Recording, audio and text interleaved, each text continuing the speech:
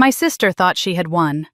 She invited me to her luxury wedding not to share her happiness but to humiliate me. In front of 200 guests, she smirked and spat out the words that still sting.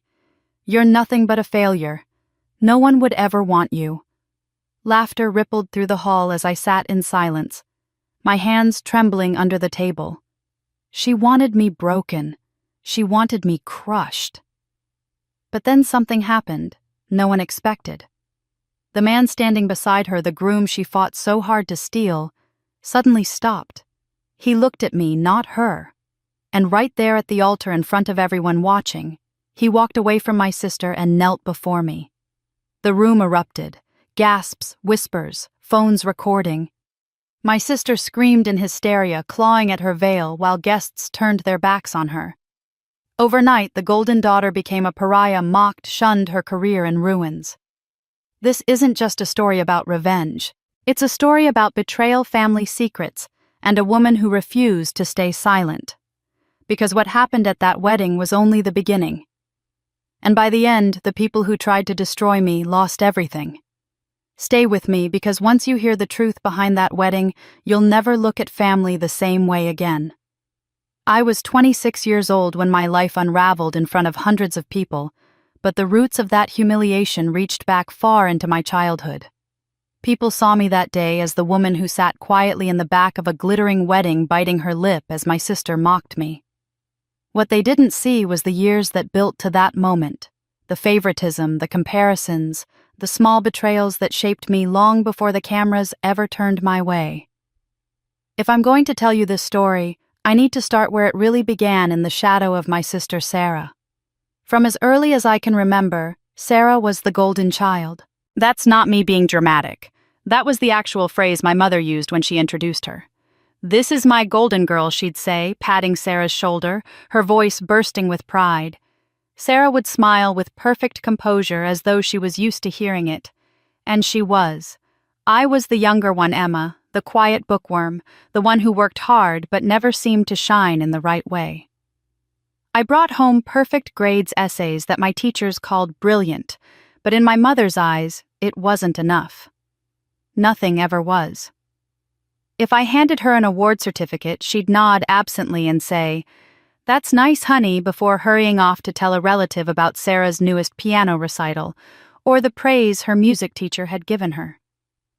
At family gatherings, it was always the same. One memory is burned into me more deeply than the rest. I was 12, clutching a certificate from a regional essay contest. I had written for weeks, pouring every ounce of myself into that piece. I was proud for once. I wanted to share it. But before I could, my mother was already gathering everyone into the living room. "Sarah has prepared a piece on the piano," she announced, and the entire house filled with music and applause. I sat in the corner with my certificate on my lap, my smile stiff and aching, my mother never once asking me to share my achievement. That was my role in the Parker household, the one who tried but never enough, the one who could never compete with the golden glow of her older sister. Sarah absorbed every ounce of attention with ease, and she learned quickly how to use it. She would look at me across the table with a sly grin whenever someone praised her, as if to say, "See, you'll never catch up." But my father, he was different. He didn't fight with my mother about her favoritism, but he found his own quiet ways to remind me that I mattered. One night, after my mother had scolded me for not being as graceful as Sarah, my father slipped into my room with a wrapped package. I opened it and found a novel I had been admiring at the library, one I'd never thought to ask for. "This is for you." "Em," he whispered, "don't ever stop reading. Don't ever stop dreaming."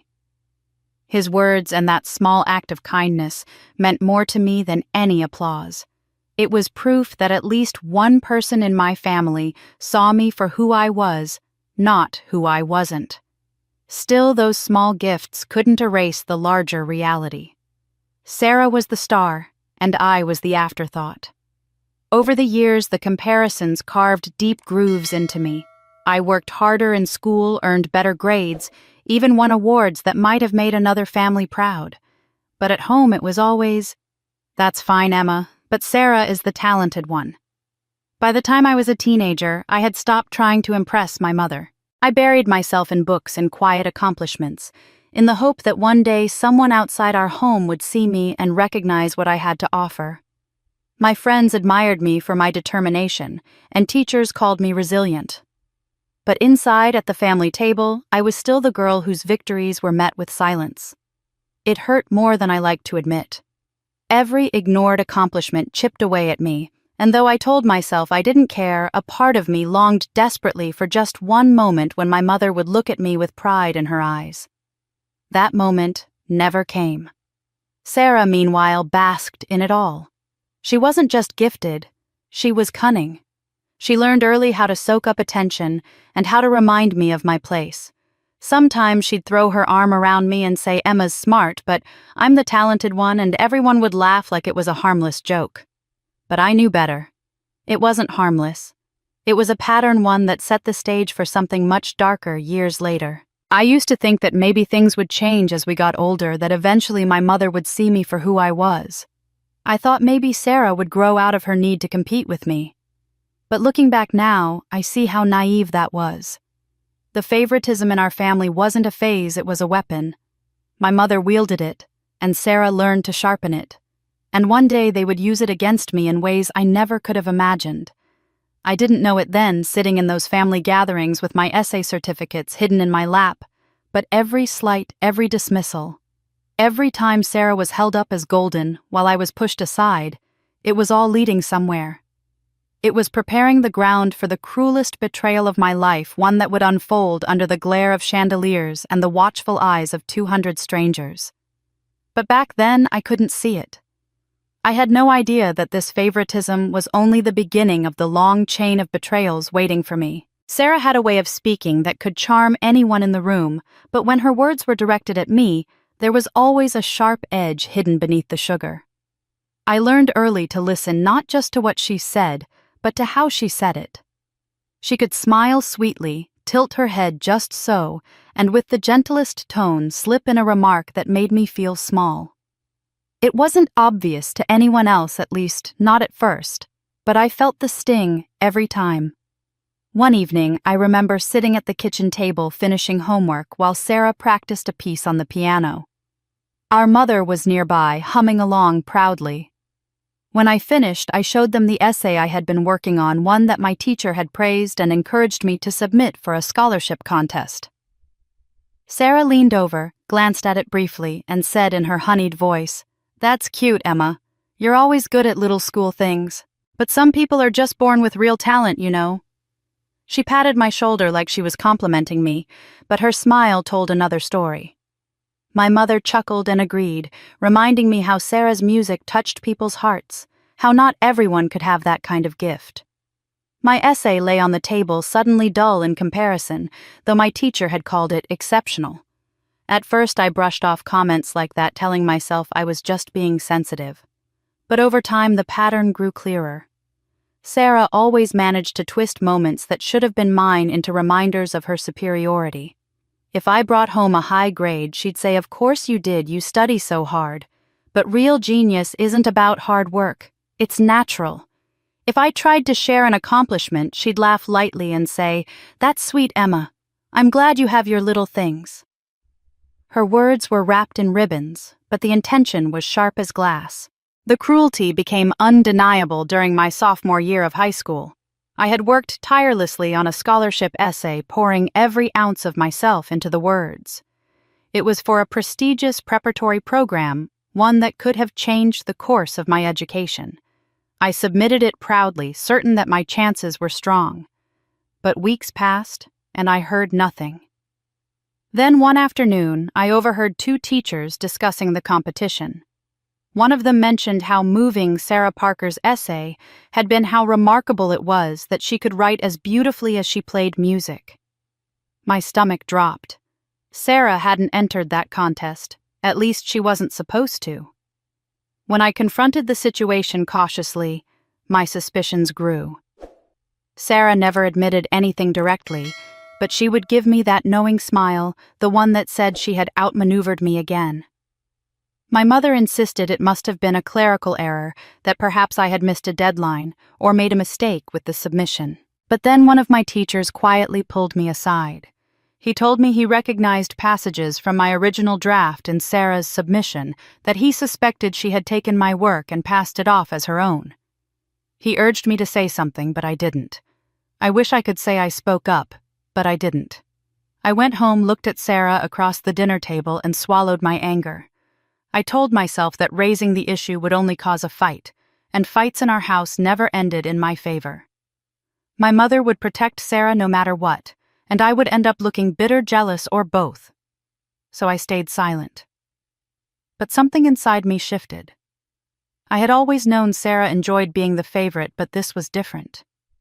This was theft, deliberate, and cruel. The night Sarah was congratulated for winning the scholarship, my mother beamed with pride. Relatives called to say how proud they were of her. My father gave me a long, sorrowful look as though he knew something was wrong but didn't dare challenge the fragile peace in our home. I wanted to scream, to cry, to tell them all the truth. Instead, I smiled weakly and clapped along with everyone else. But I never forgot. That was the moment I began to see Sarah clearly. The compliments wrapped in silk, the subtle digs, the stolen opportunities.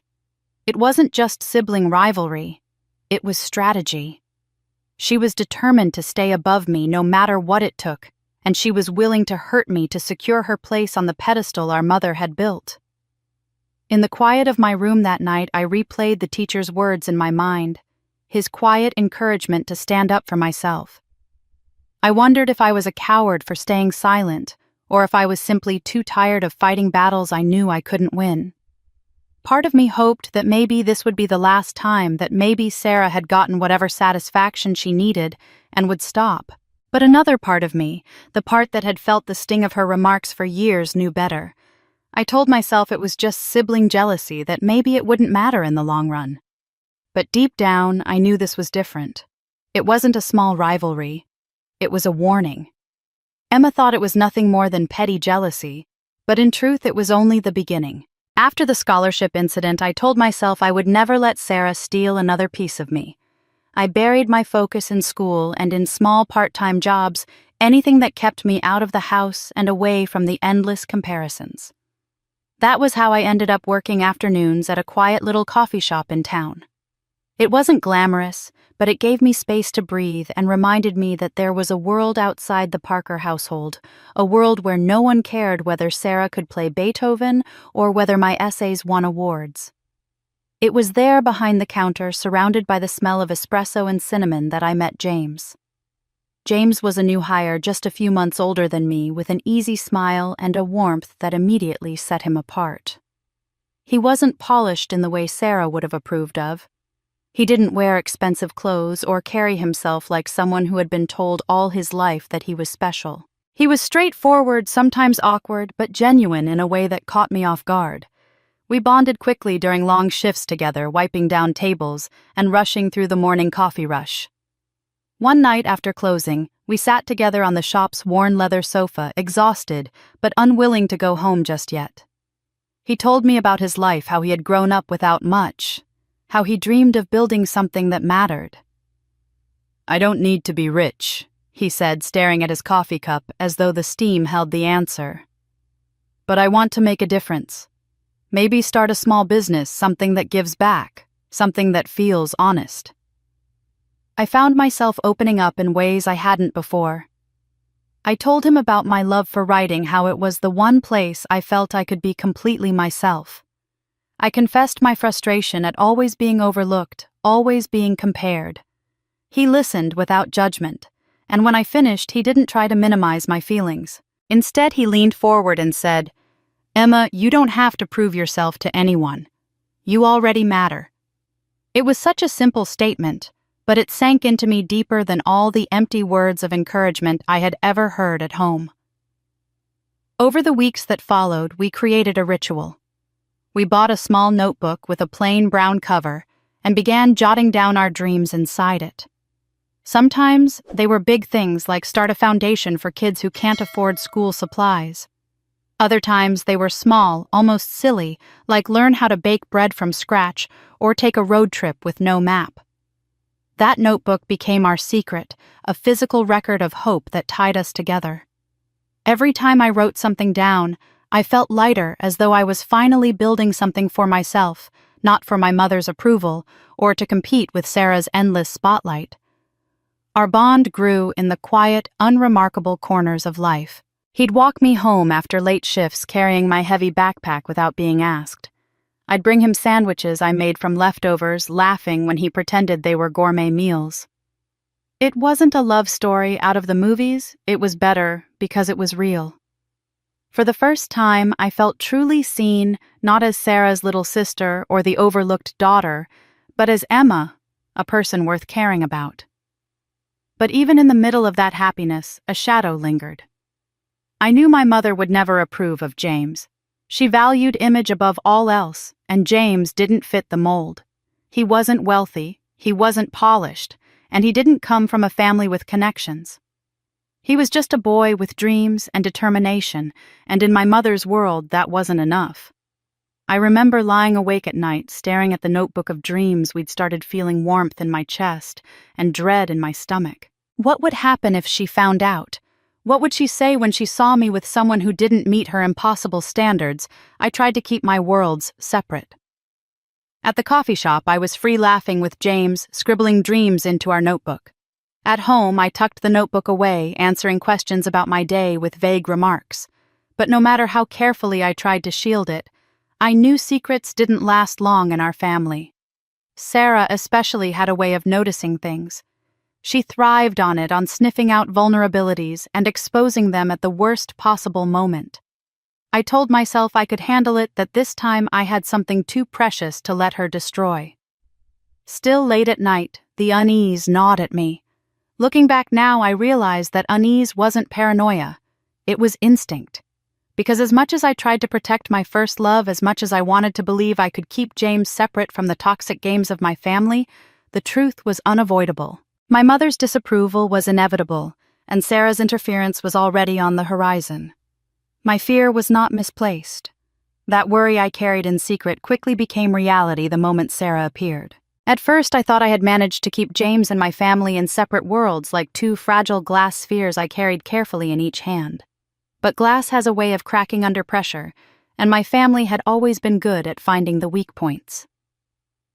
The day Sarah met James, the balance I had built began to splinter. It happened one afternoon when James came to pick me up after my shift at the coffee shop. Sarah was already there, sitting at a corner table with a coffee she clearly hadn't ordered herself. She had no reason to be there. She never came to that part of town, never stepped foot in that shop before. But there she was, legs crossed, hair styled perfectly, her smile wide enough to charm everyone in the room. She greeted James like an old friend, though they had never met, and I felt the unease settle in my stomach immediately.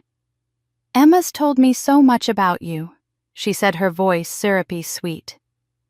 James, polite as always, smiled and shook her hand. I wanted to scream that it wasn't true, that I had kept him hidden for a reason, but Sarah didn't miss a beat. She leaned in close and asked about his plans, his family, his future, all with the air of genuine curiosity. To anyone else, she might have looked like a protective older sister, but I knew her well enough to see the gleam in her eyes. She was probing, looking for a weakness. That evening, James mentioned how kind Sarah seemed. He said she told him she was happy I had found someone to lean on. His words should have comforted me, but instead, they set me on edge. I knew Sarah. I knew that nothing she did was without purpose.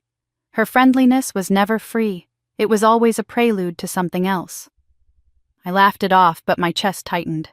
Not long after, James became quieter during our shifts. He still smiled, still wrote dreams into our little notebook, but something had changed. He hesitated more, as if carrying a question he didn't want to ask. Finally, one evening as we closed up the shop, he sighed and said, "Sarah mentioned something the other day. She said your family has certain expectations, that they'll want you to marry someone who can provide stability, someone who can carry responsibility for the whole family. Is that true?" I froze. The words hung in the air like smoke, suffocating me. I could hear Sarah's voice in them, soft and poisonous. Responsibility for the family. Stability. Those were my mother's words. My mother's values, not mine. And yet here they were planted in James's mind by the one person I most feared would interfere. I tried to explain, stumbling over my words, that my mother's opinions didn't define me, that I didn't care about wealth or status. But I saw the doubt flicker across James's face. He wasn't accusing me of anything. He was questioning himself. Was he enough? Could he be the man my family would accept? The seed Sarah had planted was already taking root. After that, a tension grew between us. It wasn't constant, but it lingered beneath the surface like a shadow neither of us wanted to acknowledge. James started asking about my family more often, wondering aloud what they thought of him, if they would approve. I reassured him again and again, but the more I spoke, the less he seemed to believe me. My words were no match for the doubt Sarah had sown. I wanted to confront her. I wanted to ask her why she couldn't leave me this one piece of happiness, why she had to taint everything she touched. But I had no proof. All I had were James's hesitant words and the faint echo of Sarah's manipulations. If I accused her, she would laugh and turn it back on me, call me paranoid, jealous, unstable. She had done it before, and she would do it again. So I stayed quiet, but inside I was unraveling. Every time James looked at me with uncertainty in his eyes, I felt Sarah's presence between us. Every time I tried to plan our future, I wondered if she was already planning to ruin it. My love for James was strong, but so was my fear. I feared that history was repeating itself, that just as Sarah had stolen my chance at the scholarship, she was now reaching for something far more personal. Nights became harder. I would lie awake staring at the ceiling, replaying every word James had said, every smile Sarah had given him. My heart wanted to believe in us in the notebook filled with dreams we had written together, but my mind whispered that it could all slip away. That whisper grew louder with every passing day. And then it happened. The fear that had haunted me, the doubt that Sarah had planted, finally bloomed into reality. And then one day, without a single word of explanation, James disappeared. In the days after James began to pull away, I tried to convince myself it was only stress, that the silence between us would pass like a cloud. But then suddenly he was gone. No call, no text, no note left in the notebook where we had poured out our dreams. At first I thought something terrible must have happened. I went to the coffee shop where we both worked, only to be told that James had quit without warning. His locker was empty, his apron returned as though he had been erased overnight. I searched for him everywhere. I walked past the apartment he had mentioned once in passing, stood outside the door hoping he might appear. I sent messages, left voicemails, begged him to tell me what had happened. For weeks there was nothing but silence. It felt like being abandoned in the middle of a storm with no shelter, no explanation. When I asked my mother if she had seen him, she raised an eyebrow, her tone casual, almost amused. Maybe he realized he wasn't right for you. Maybe he found someone better. She said it with such ease as though she were commenting on the weather, but the words landed like a knife in my chest. Sarah, sitting nearby, smirked without looking up from her phone. I felt the heat rise in my face. Something was wrong. Something had happened, and they knew more than they would admit. I replayed the last time James and I had spoken, the way he hesitated before mentioning Sarah's words about family responsibilities. I remembered the faint unease when he asked if my family would ever accept him. And now he was gone just after I had seen him once outside our house speaking briefly with Sarah and my mother near the front steps. At the time, I had brushed it off as coincidence. But now it felt like the missing piece of a puzzle I never wanted to solve. The pain of his disappearance lingered for months. I carried it with me to work, to school, even in the quiet moments before sleep. I replayed every laugh, every walk home, every word we wrote into our notebook of dreams, and I wondered if it had all been a lie. I told myself to move on, but my heart clung stubbornly to the hope that there had been a reason, something beyond rejection. Still, the silence stretched on, and I began to accept that perhaps my mother had been right. Perhaps he had simply chosen someone better. Then, one afternoon months later, I went to retrieve a box of old things from the attic. As I shifted the dusty cardboard aside, a thin envelope slipped out and fell to the floor. My name was written on the front in James's familiar handwriting. My hands shook as I tore it open. Inside was a letter, its words shaky and rushed, but undeniably his. "Emma," it began. "I'm sorry for leaving the way I did. You deserve an explanation, but I was given no choice. I met with your mother and your sister, and they made it clear that if I stayed, I would ruin your future. They told me things about your family, about responsibilities you would have, and how I would never be able to provide the life they wanted for you. Your mother offered me money to disappear to step aside quietly. I didn't take it, but the message was clear. They said if I really cared for you, I would let you go. I thought I was protecting you by leaving. I know you'll hate me, and you have every right to. But please believe I loved you. I still do." I sank to the floor as I read his words, my chest heavy with grief and anger. My instincts had been right all along. It hadn't been James who doubted us. It had been Sarah and my mother pulling strings, poisoning everything. He had been forced away not because he didn't care, but because he thought it was the only way to save me from their control. For a long time, I sat there in the dust, clutching the letter as though it could bring him back. It was proof of everything I had suspected, but couldn't prove validation that I wasn't paranoid, that Sarah's smile had always been sharper than it looked. But the letter also cut me in a different way. James hadn't trusted me enough to fight with me to face them together. He had left me alone with my grief, even if he believed it was for my sake. I folded the letter carefully and tucked it away. I couldn't bear to show it to anyone, not even my father. What good would it do? My mother would deny it.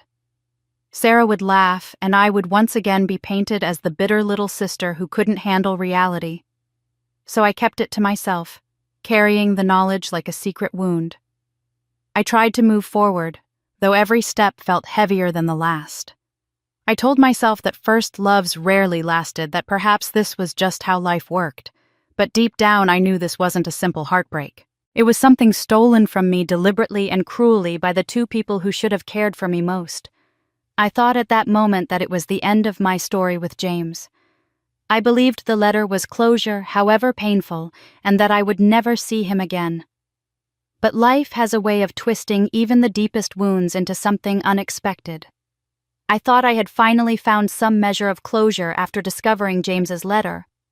Painful as it was, it gave me an explanation, a reason behind his sudden disappearance. I carried that secret, silently convincing myself that time would eventually dull the sharpness of the wound. For a while, I even believed it was working. Then one morning, months later, the world tilted again. The envelope was thick cream-colored with gold embossing that caught the light. At first glance, it looked like any other piece of formal mail, but when I saw my name handwritten on the front, my stomach tightened. I opened it slowly, my hands trembling, and there it was, an invitation to a wedding. My breath caught as my eyes scanned the ornate lettering.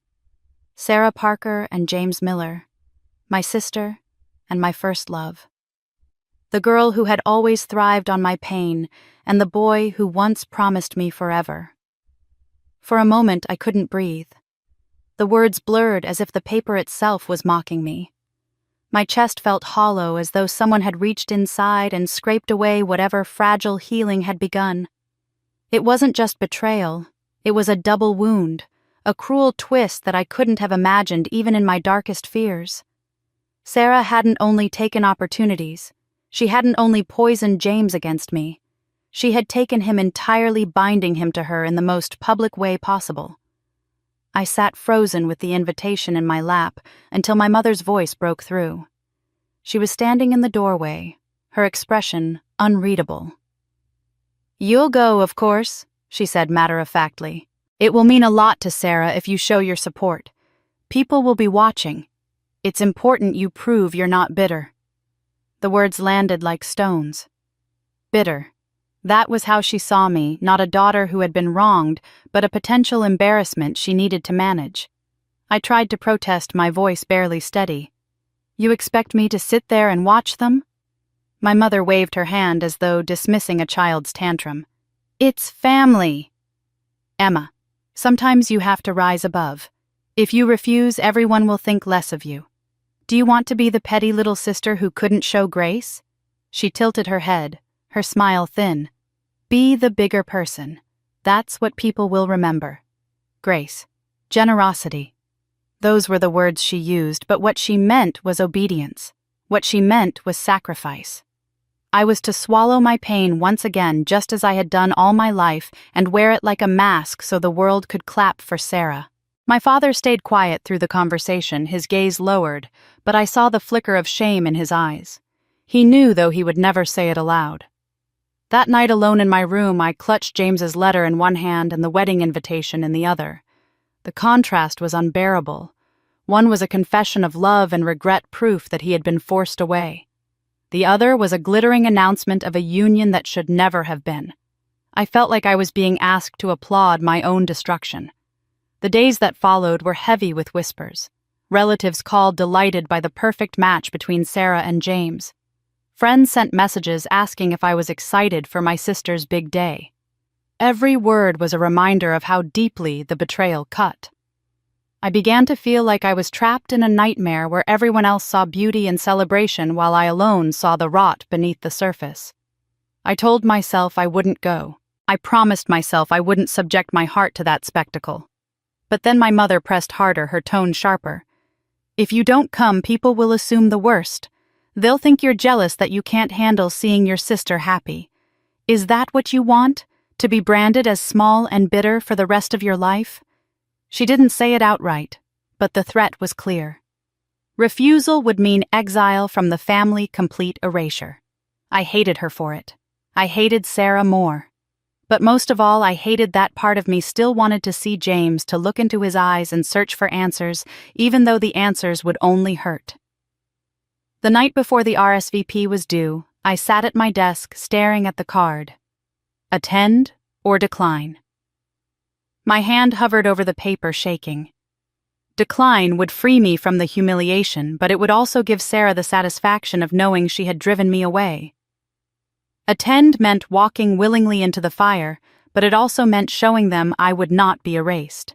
In the end, I checked attend. Not for Sarah, not for James, not even for my mother. For myself. Because I refused to let them write me out of my own story. But the shock of that golden invitation was only the beginning. Because Sarah wasn't finished yet soon, she would appear at my door pretending to make peace. A few days after I reluctantly agreed to attend the wedding, Sarah showed up at my apartment unannounced. She stood in the doorway with a bright smile, carrying a small box of pastries from the upscale bakery downtown, the kind she knew I couldn't afford. Her presence was so out of place that I almost laughed. Sarah had never once stopped by to visit me on her own, not without some agenda. Still, I let her in, curiosity and dread churning together in my stomach. She sat gracefully on my couch, crossing her legs as though she were in front of an audience. Emma, she began with a sigh, I know things have been complicated between us. But you're my sister, and I don't want any bad blood on my wedding day. Her words were smooth, perfectly rehearsed, dripping with the kind of false sincerity she had mastered since childhood. I folded my arms, watching her carefully. She leaned forward, eyes wide with practiced vulnerability. I'd really love it if you stood by my side as my bridesmaid. It would mean the world to me. For a brief second, my heart twisted. Part of me wanted to believe she meant it, that maybe, just maybe, she was offering an olive branch. But I saw it in her eyes, the glimmer of satisfaction she couldn't quite hide. It wasn't reconciliation. It was performance. Sarah wanted me at her side not out of love, but to showcase her dominance, to remind me and everyone else that she had won. I stayed calm, choosing my words carefully. I don't think that's a good idea, I said softly. Her smile didn't falter, but her jaw tightened for just an instant. She laughed lightly, brushing it off as though she had expected my refusal. Well, at least you'll be there. That's what matters. As she stood to leave, she fumbled with her purse and a second wedding invitation slipped to the floor. I bent to pick it up, but before I could hand it to her, my eyes caught the name printed across the front. Emily Parker. Not Emma. My name wasn't even right. The deliberate insult was obvious, especially given the pristine perfection of every other detail Sarah controlled. She reached for it quickly, a little too quickly, her cheeks flushed for the briefest moment before she recovered. "Oh, that must have been a printing mistake. You know how these vendors are." Her voice was airy, but the smirk tugging at the corner of her lips betrayed her. I held the invitation a moment longer before placing it back in her hand. My chest burned, but I forced myself to keep my voice steady. "Strange mistake," I said, meeting her gaze directly. For the first time, she looked away. After she left, I sat in silence staring at the untouched pastries she had brought. I had no doubt now her visit had nothing to do with reconciliation. She had come to dangle the illusion of kindness, to bait me into participating in her spectacle, and to mock me with deliberate slights hidden beneath polite gestures. It was a game she had been playing for years, only now the stakes were higher. I thought of James, of the letter that still lay tucked away in my drawer, of how he had been torn from me by the very people now orchestrating this wedding. My stomach churned with a familiar blend of grief and rage. Sarah hadn't just stolen my chance at happiness, she was determined to turn that theft into a stage play with me cast as the silent fool in the background. But I wouldn't give her that satisfaction. I would not stand at her side and pretend. I would not smile for the cameras or let her frame me as the supportive sister complicit in my own humiliation. I would go, yes, because refusing meant surrender. But I would go on my own terms. Still, even as I resolved this, unease lingered. Sarah's smirk when she picked up that invitation haunted me. It wasn't just about a misspelled name. It was about control. She was planning something bigger. Something designed not just to exclude me, but to make an example of me. What I didn't know then was that Sarah's performance of sisterly kindness was nothing more than a curtain raiser. She was preparing a public humiliation far more cruel than I could have imagined. Not long after Sarah's hollow apology, the details of her plan began to reveal themselves piece by piece, each one more cutting than the last. The first sign came in the form of a follow-up envelope that arrived at my apartment. Inside was a note about the dress code for the wedding. All guests, it declared in bold letters, were to wear elegant white or cream. Tucked behind that page, however, was a handwritten slip addressed specifically to me, instructing that I was to wear gray. Gray, the color of shadows, of insignificance, of someone meant to blend into the background. It wasn't even subtle. Sarah wanted me to stand out, not in beauty, but in ridicule. I held the paper in my hands for a long time, my jaw clenched. She had turned even the clothing into a weapon. If I wore gray, I would look like an intruder in a sea of white. If I defied her instruction, she could accuse me of ruining her vision, of being disrespectful on her big day. Either way, she won. It was the kind of trap Sarah loved, one that forced me to lose no matter which choice I made. The next blow came when I received the seating arrangement. At first glance, the chart was immaculate, every name carefully placed near relatives, friends, or colleagues of importance.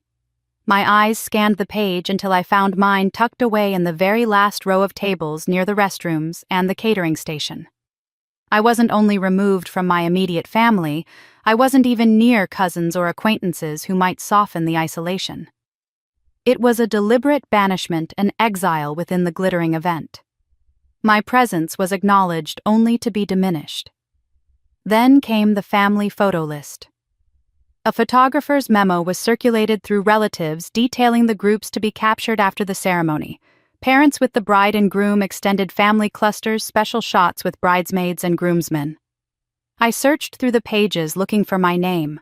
It wasn't there, not once. Sarah had curated her own family tree, and I had been pruned from it entirely.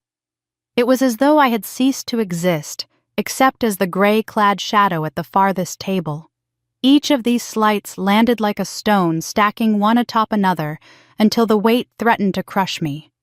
For years I had endured my mother's favoritism and Sarah's manipulations, but this was different.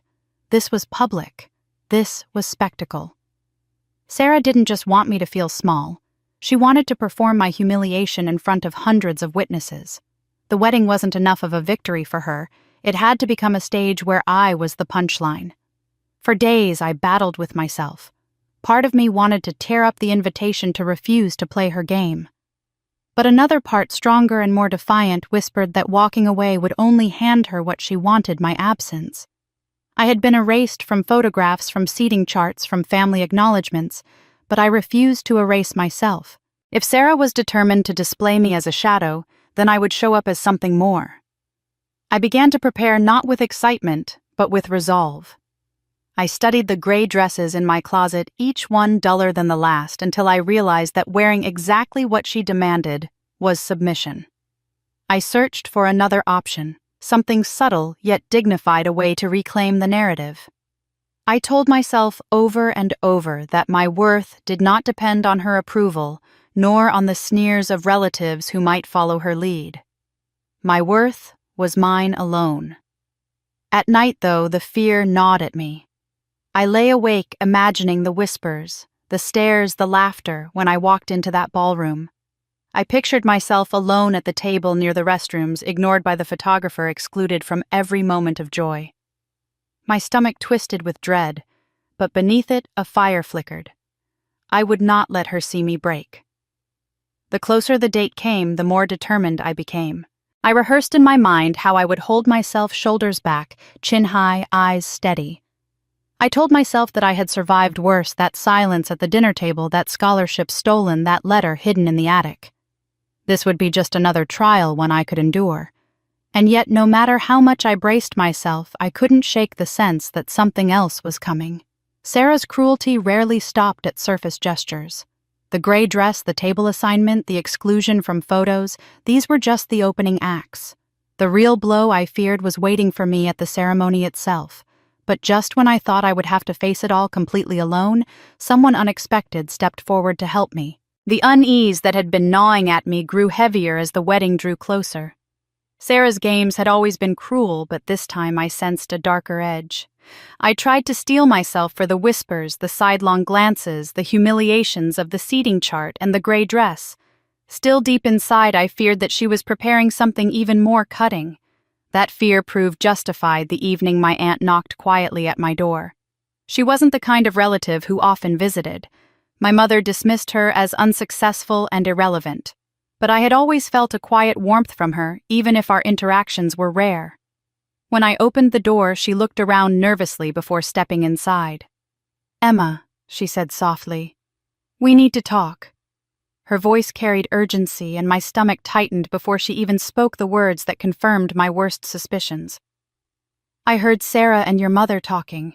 They're planning something for the wedding, something to humiliate you in front of everyone. They think it will be funny, a way to make you look foolish." My aunt's eyes shone with both pity and anger.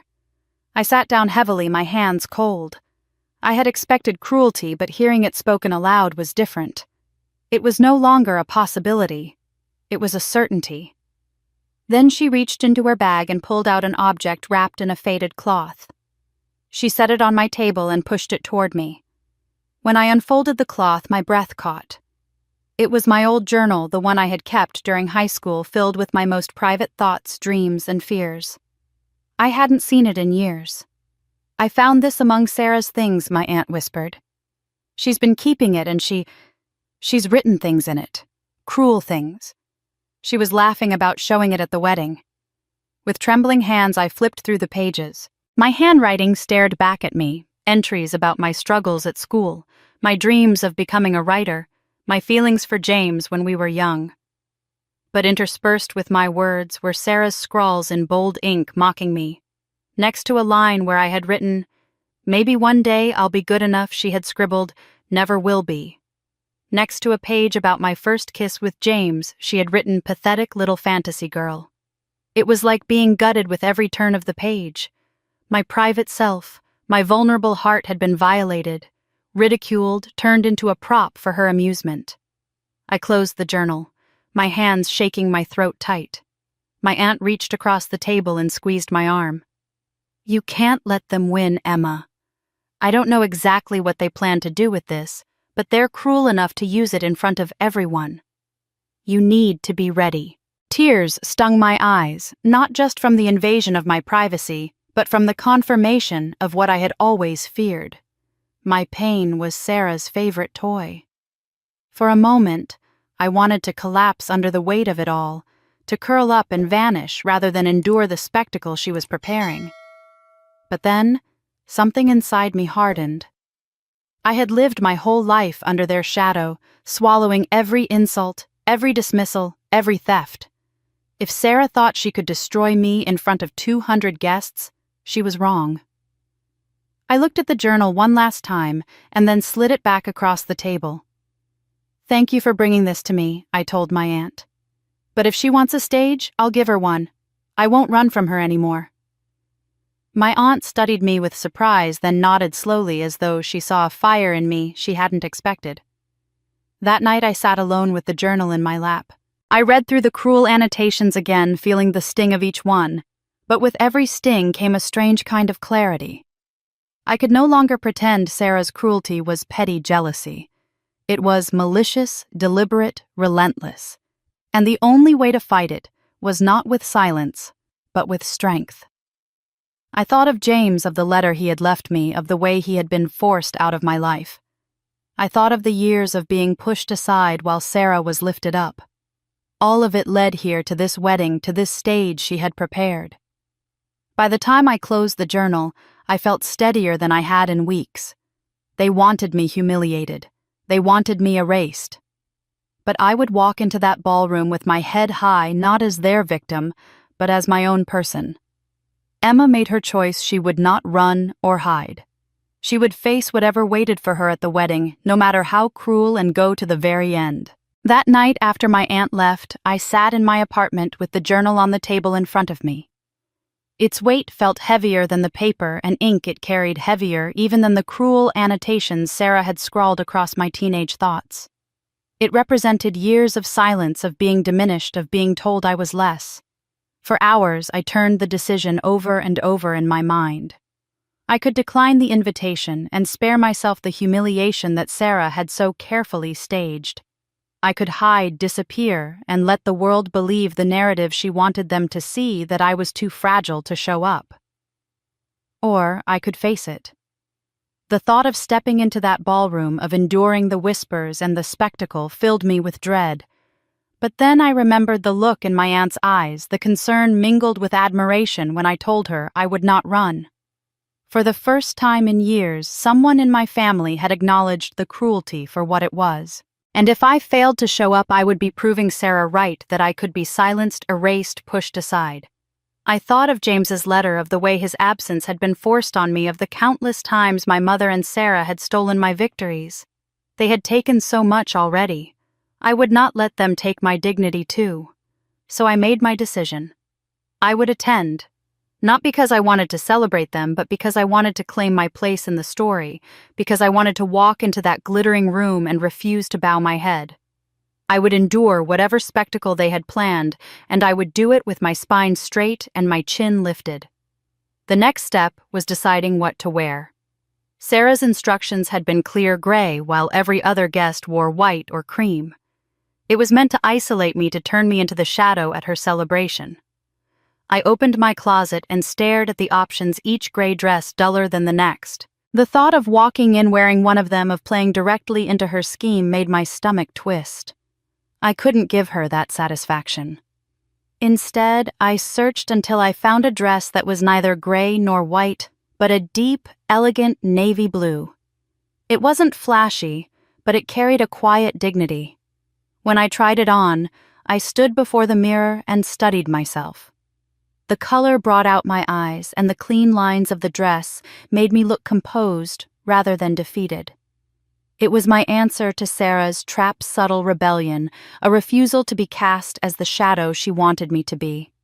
I chose simple jewelry, nothing ostentatious, and pulled my hair back neatly. I wanted no one to mistake me for trying to outshine the bride that would have been another trap Sarah could twist against me. Instead, I aimed for poise, understated strength, the kind of presence that could not be dismissed even if it went unacknowledged. As I prepared, I practiced in my mind how I would carry myself. Shoulders back, posture steady, no matter how many eyes turned toward me.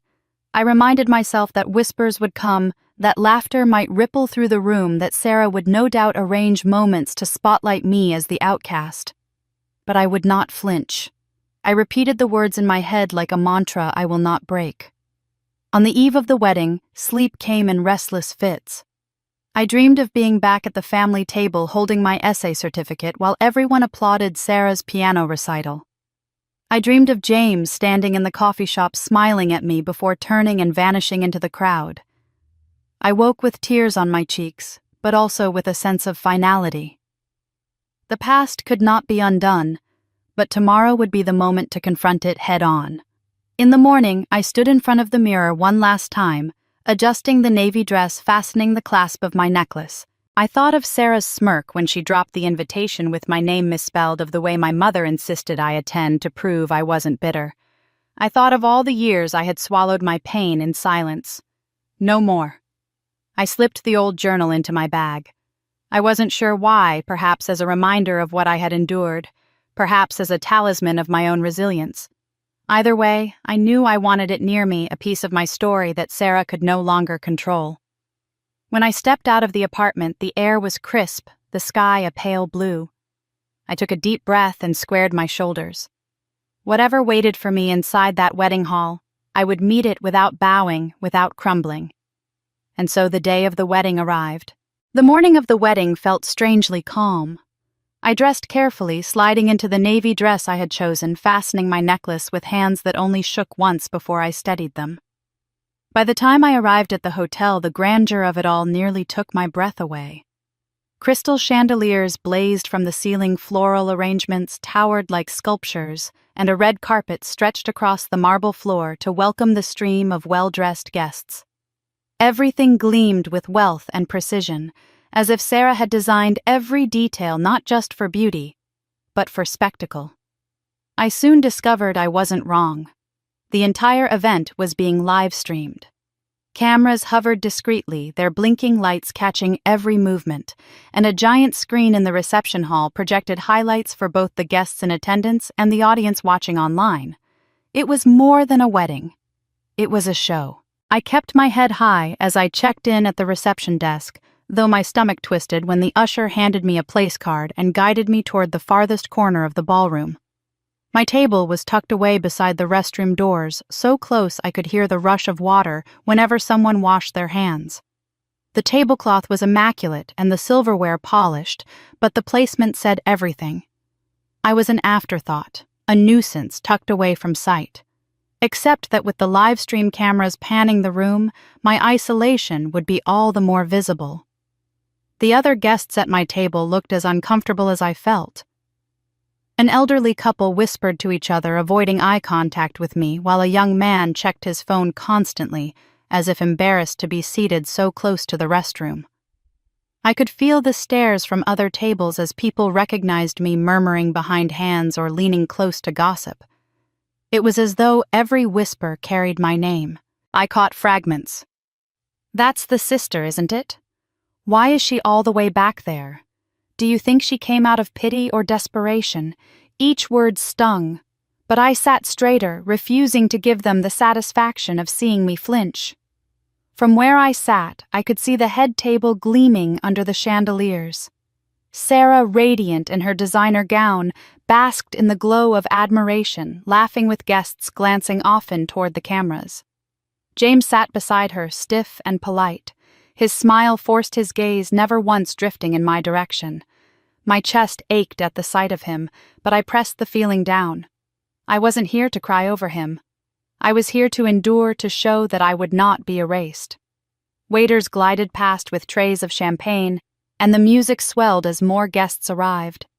Everywhere I looked, there were signs of luxury gold-edged menus, personalized favors, strings of white roses draped like waterfalls from the ceiling. It was extravagant to the point of obscenity, and I knew that was exactly how Sarah wanted it.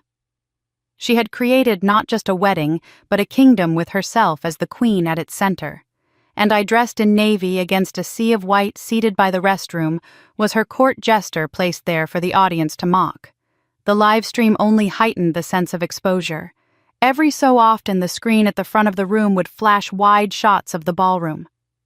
I saw myself once in the corner of a frame sitting alone at the end table while comments scrolled rapidly across the live stream feed. "Who's that by the bathrooms? Why isn't she with the family? She looks so out of place."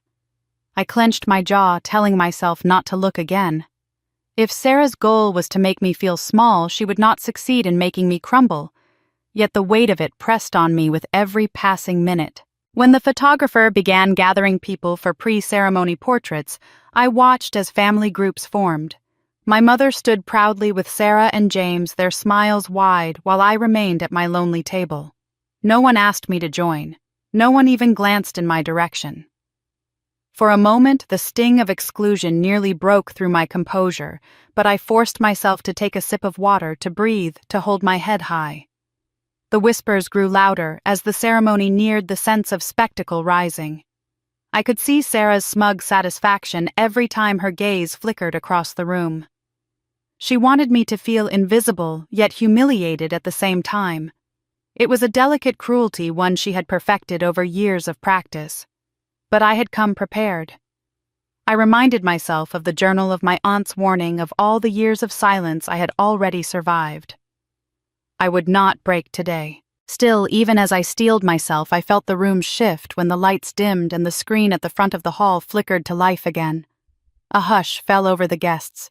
The music lowered, and all eyes turned toward the giant display. I followed their gaze, bracing myself. My breath caught in my throat. But instead of the usual montage of polished wedding moments, something entirely unexpected appeared on the screen. The giant screen at the front of the ballroom came to life, and a soft melody swelled from the speakers.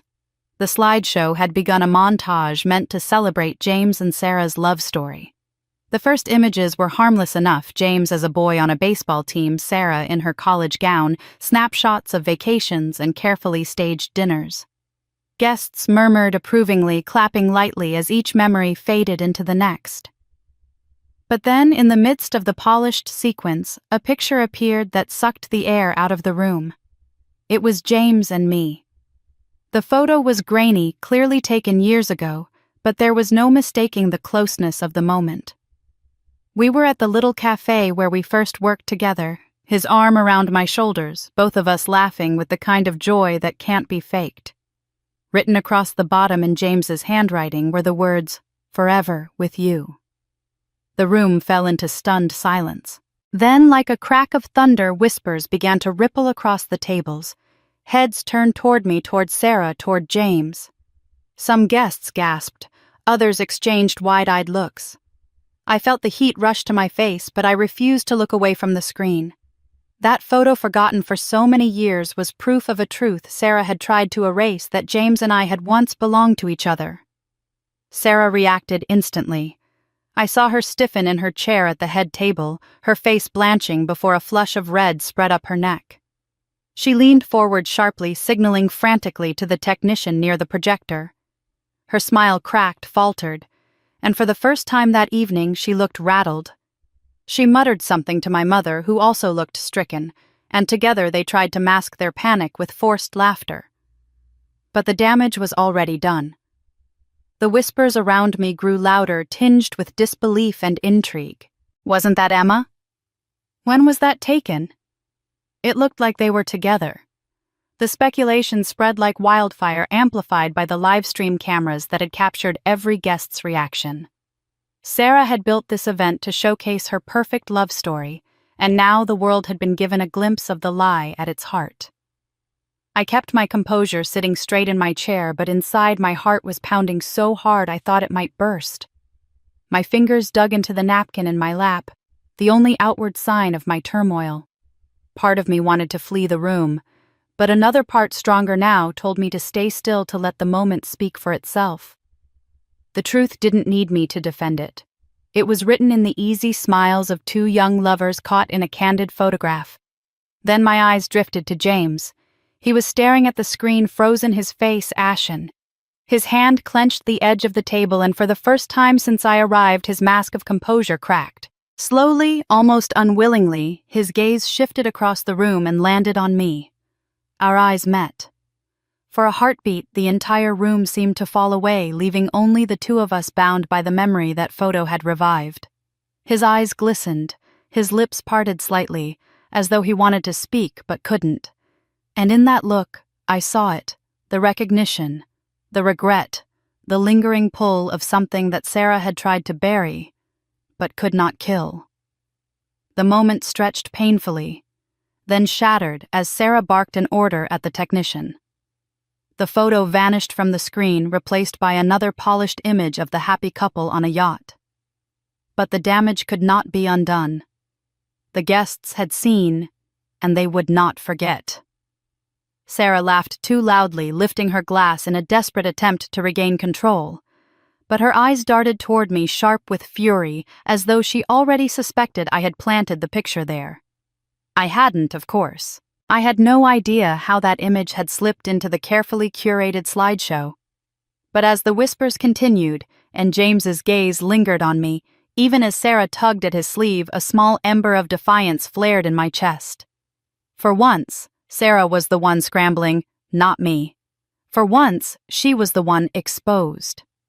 Sarah's smile was still trembling on her face when the MC took the microphone, clearing his throat with a mischievous glint, ready to pour fuel on the fire. The laughter Sarah forced after the slideshow faded still echoed awkwardly when the master of ceremonies took the microphone. He had the kind of smug energy that thrived on attention, and as he cleared his throat, the room hushed again. "Well, wasn't that a beautiful trip down memory lane?" he said with a grin that seemed too sly. Then his tone shifted ever so slightly, teasing conspiratorial. "You know, every great love story has a few unexpected twists, doesn't it? Sometimes someone else is watching from the sidelines, hoping for a chance that never comes." I felt the air around me stiffen as people shifted in their seats. His eyes flicked in my direction for only a second, but it was enough. My stomach dropped and I knew where this was going. Why I even heard the MC continued dragging out the pause for effect that once upon a time there was a young woman who believed she was destined for the groom. Poor thing carried her little flame for years, but alas, some dreams just aren't meant to come true. He chuckled, inviting the audience to join in. And they did. The sound spread quickly, a ripple of amusement turning into laughter that filled the room. Heads swiveled in my direction, guests whispering, pointing, smirking. I sat frozen for a heartbeat, my pulse thundering in my ears. Then I straightened my back and lifted my chin. If they wanted to see me squirm, they would be disappointed.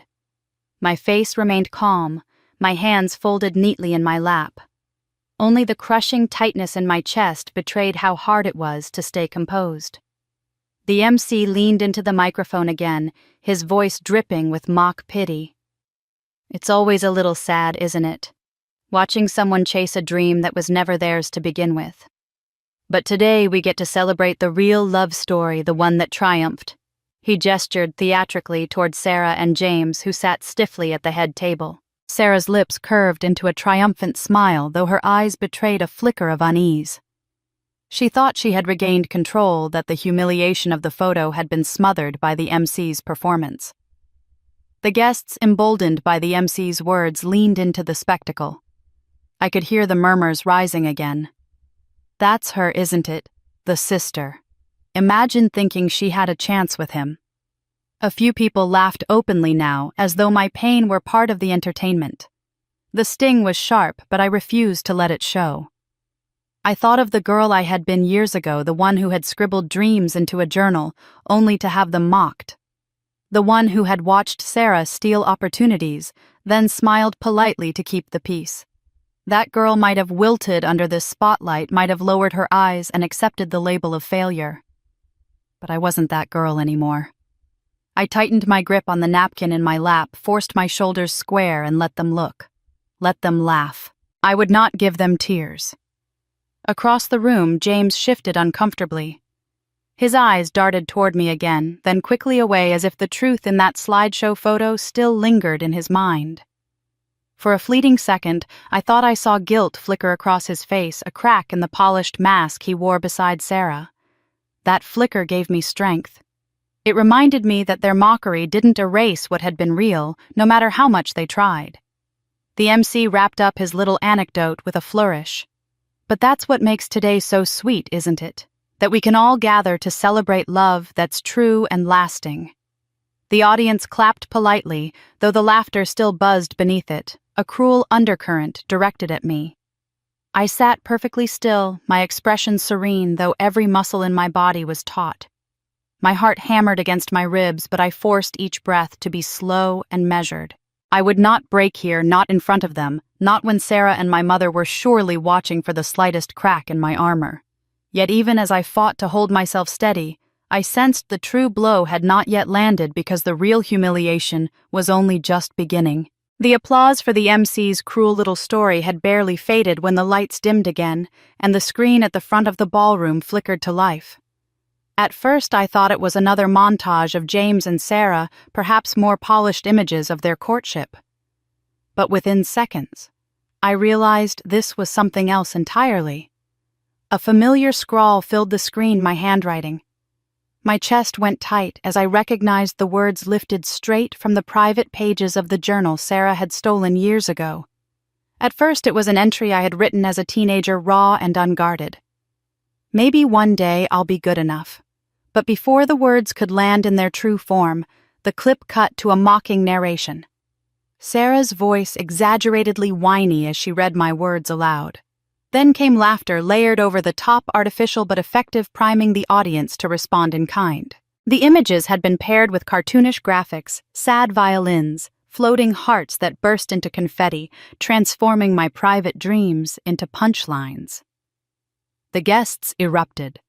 Laughter rolled through the hall like a wave, some people clapping their hands against the table, others leaning toward each other to whisper gleeful commentary. The camera panned across the crowd, capturing their amusement and projecting it for the live-stream audience. I sat frozen, my nails digging into my palms, each sound of laughter like a blade slicing deeper. The video cut to another entry, this one about James. I had written it late at night after one of our first dates, pouring out all the tenderness I'd been too shy to speak aloud. When he smiles at me, I feel like I finally matter. On the screen, Sarah's voice mimicked a girlish squeal, and then a photo of James with Sarah appeared, the caption reading, "Guess she was wrong." The hall exploded with cruel laughter. My face burned hot, but I locked my expression into a mask of composure, refusing to give them tears. I glanced toward the head table. Sarah was radiant with triumph, her smile wide, her shoulders relaxed as though every ounce of tension had melted away. This was her victory lap, the crowning humiliation she had orchestrated.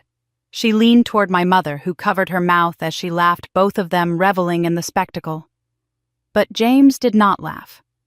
He sat stiffly, his jaw clenched, his eyes glued to the screen. I could see his face shifting as the video played on, realization dawning slowly but surely. When the clip transitioned again, this time to a series of entries about my struggles in school and my hopes for the future, I caught the flicker of recognition in his eyes.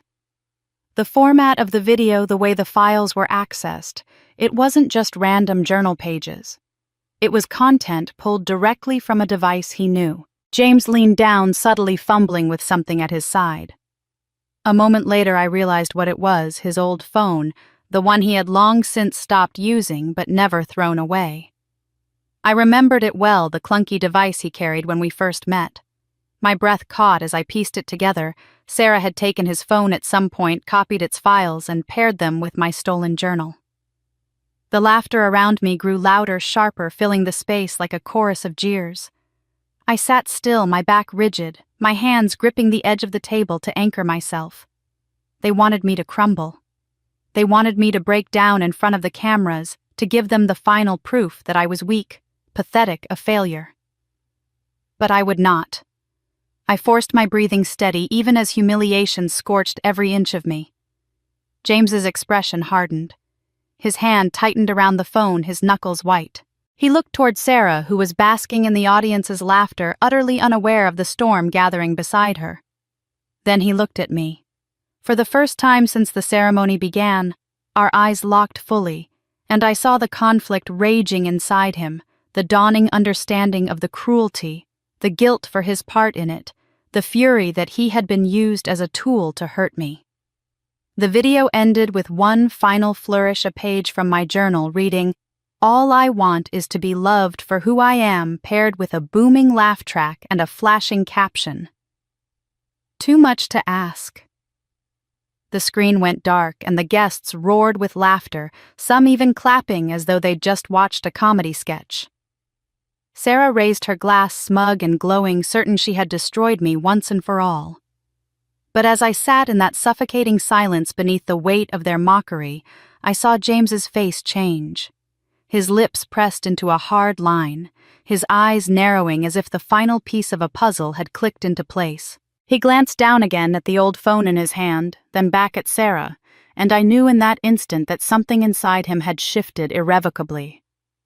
And it was at that exact moment, with the echo of laughter still filling the hall, that James uncovered a truth so shocking it would shatter the entire charade. James's hand trembled as he unlocked the old phone, its screen cracked but still functional. He had grabbed it from the box of personal belongings Sarah had tucked away backstage, something about it tugging at his memory after watching the cruelly spliced video. Now, as the screen lit up, a thread of old messages appeared untouched for years, waiting like landmines. His eyes moved quickly across the words, and with each line his stomach dropped lower. It was a conversation between Sarah and my mother, the dates stamped across the top, aligning perfectly with the time when James had suddenly walked away from me years ago. "Sarah, she's too attached. We need to end it before she ruins everything. Mother, I'll make sure he understands what's at stake. Offer him the money, the security. Remind him that Sarah is the better choice. Sarah and Emma. She'll recover. She always does. Mother, she won't." But that's the point. James read those words over and over, his mouth dry, his pulse pounding in his ears. It felt like the air had been sucked out of the room. His mind jumped back to the day he had left me the letter he had written with trembling hands, apologizing, explaining only vaguely that he couldn't stay. He remembered the shame of slipping it into my mailbox, of knowing he was breaking something precious. At the time, he had convinced himself he was doing the right thing, that he was protecting me from family drama and securing his own future. But now, staring at the messages, he saw the truth he hadn't left by choice. He had been manipulated, bribed, and cornered into abandoning me. The weight of that realization crashed over him like a tidal wave. His chest ached as memories tumbled back, the look in my eyes, the last time we spoke, the way I tried to hide my hurt, the weeks of silence afterward. He had thought I might move on quickly, that my resilience would shield me. But now he saw the cruelty in every word. Sarah and my mother had exchanged cruelty that had stolen years of my life and his. He pressed a hand to his face, trying to steady himself, but the emotions swirled too fast. Guilt, rage, sorrow, disbelief. He thought of the letter of my handwriting when I had once written him notes during our shifts at the cafe, of how deeply he had cared for me before the lies pulled us apart. And then he thought of the video that had just been played, my private words twisted into a circus act for strangers to laugh at. He clenched the phone tighter, his knuckles white fury building against Sarah for orchestrating this theater of cruelty and against himself for ever believing her. But there was no time to process. A hand landed on his shoulder. It was one of the wedding coordinators, her professional smile plastered on as she said, "It's time, sir. We're ready for you at the altar." He looked up startled, his heart still racing from the revelations on the screen. Around him, guests were rising, moving toward the ceremony hall. Sarah had already disappeared into the bridal suite, undoubtedly adjusting her veil with smug satisfaction, oblivious to the storm raging inside him. He shoved the phone into his pocket, his mind still whirling with the messages he had just read. As he walked toward the grand double doors of the ceremony hall, every step felt heavier. He saw the lavish decorations, the aisle lined with orchids, the golden chairs filled with expectant guests, the cameras poised to capture every moment. To the world, he was a groom about to marry the perfect bride. But inside, he was a man unraveling, torn between the lies he had been fed and the truth that had just been exposed. When the music swelled and the guests turned their eyes toward him, he forced himself to keep walking. His face remained calm, but his thoughts screamed. He remembered the letter. He remembered the promises he had whispered to me under the dim lights of the cafe. He remembered the way Sarah and my mother had schemed using his weaknesses against him. He had betrayed me once blindly, and the guilt of it pressed against his ribs like a vice. As he reached the altar, his pulse thundered in his ears. The officiant greeted him warmly. The cameras zoomed in on his face, and the crowd settled into silence. But James could hardly hear them. His eyes swept the room, landing briefly on me, seated at the back, my posture straight, my face composed. In that moment, the weight of what had been stolen from both of us nearly brought him to his knees. And then the music changed. The doors opened wide and the ceremony began. The music swelled as the great double doors opened and every head turned toward the aisle. Sarah appeared in a cascade of white silk, her veil glinting under the chandeliers, her bouquet of orchids arranged with surgical precision. She moved slowly, savoring every step, her smile wide for the cameras that panned to catch her from every angle. But when her eyes drifted across the room, they locked briefly with mine, and I saw it, the flash of triumph, the satisfaction of a predator convinced the prey was cornered. That look was meant only for me, a reminder that in her mind, she had already won. I sat at my distant table near the restrooms watching her performance unfold. On the outside, I remained calm, my posture perfect, my face serene. Inside, I reminded myself again and again that her smugness did not define me. She wanted me to flinch, to shift uncomfortably, to betray even the smallest crack in my composure. I refused. My hands rested lightly in my lap, my chin lifted just enough to suggest I was unshaken. I would not give her the victory of seeing me crumble. As Sarah glided down the aisle, my parents beamed from the front row. My mother's eyes were wet with pride, her smile stretched so wide it looked painted on. My father, usually more reserved, sat taller than I had seen him in years, nodding as though he himself had orchestrated this parade of wealth and perfection. Their admiration was entirely for Sarah, their golden child, their flawless bride. Not once did my mother glance back to where I sat, as though acknowledging my presence might mar the perfect image. The guests whispered in admiration of the gown, the flowers, the music. Some even sighed aloud at the spectacle. Sarah drank it all in, pausing just enough for the cameras to capture her every expression. She wasn't walking toward James so much as she was walking toward an audience claiming her throne before them all. James, meanwhile, stood stiffly at the altar. His hands were clenched in front of him, his jaw tight. To most, he appeared composed, a groom overcome with emotion. But from where I sat, I could see the tension in his shoulders, the way his eyes darted briefly toward the crowd, landing just once, fleetingly on me. It was a look so quick anyone else would have missed it, but I felt it land like a strike to the chest. When Sarah reached him, she slipped her hand into his, smiling adoringly, for the officiant, for the cameras, for the audience that buzzed with anticipation. My mother dabbed her eyes again, leaning into my father as though she were the proud matriarch of a fairy tale family. My father's chest swelled with satisfaction. To them, this moment was proof of Sarah's perfection, a crown jewel in the long line of her triumphs. I sat silently, watching my face still calm, though my chest ached with the weight of all the years that had led here. The laughter from the video, the whispers from the crowd, the sting of exclusion, they pressed in on me. But I held steady. I reminded myself that Sarah's performance was only that performance. She needed the stage, the applause, the validation. Without it, she was nothing. The officiant raised his hands and began the ceremony, his voice deep and solemn. The music faded and the hall quieted to a reverent hush. "We gather today to celebrate the union of Sarah and James," he intoned. The words rang out polished and practiced, echoing through the grand hall. Guests leaned forward in their seats, eager for the vows that would soon follow. From the corner of my eye, I saw the cameras shift, red lights glowing as they streamed every detail to the online audience. Somewhere beyond these walls, strangers were watching, eating up every second of this spectacle. They didn't know the undercurrent of tension running beneath it all. They didn't see the journal, the messages, the truth that was pulsing like a live wire in James's pocket. The officiant turned to James, inviting him to speak his vows. All eyes turned to him. Sarah's smile widened, her hand tightening around his, her gaze locked adoringly on his face. The crowd waited, a sea of expectant faces, every lens and microphone poised to capture his words. But James did not speak. He opened his mouth, then closed it again, his throat working as though the words had turned to stone. His eyes flickered not at Sarah, but outward past the audience, until for a fraction of a second they landed on me again.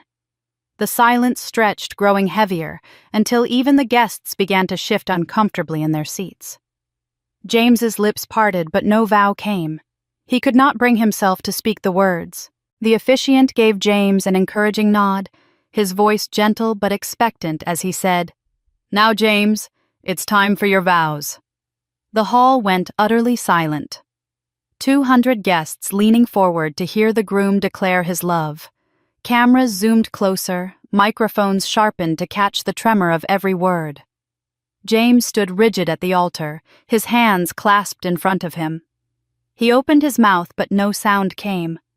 His throat worked once, twice, but the words refused to form. Seconds stretched into something unbearable, and the silence pressed down on the room like a heavy weight. Guests shifted uneasily, glancing at one another, whispering behind their hands. Sarah's smile wavered.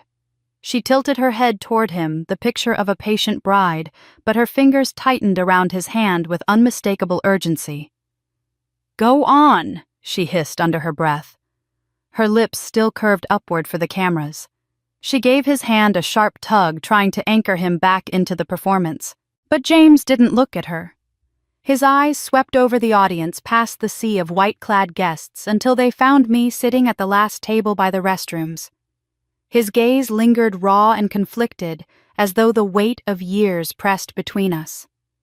The journal, the messages, the stolen choices, all of it seemed to hover in the silence between his stare and mine.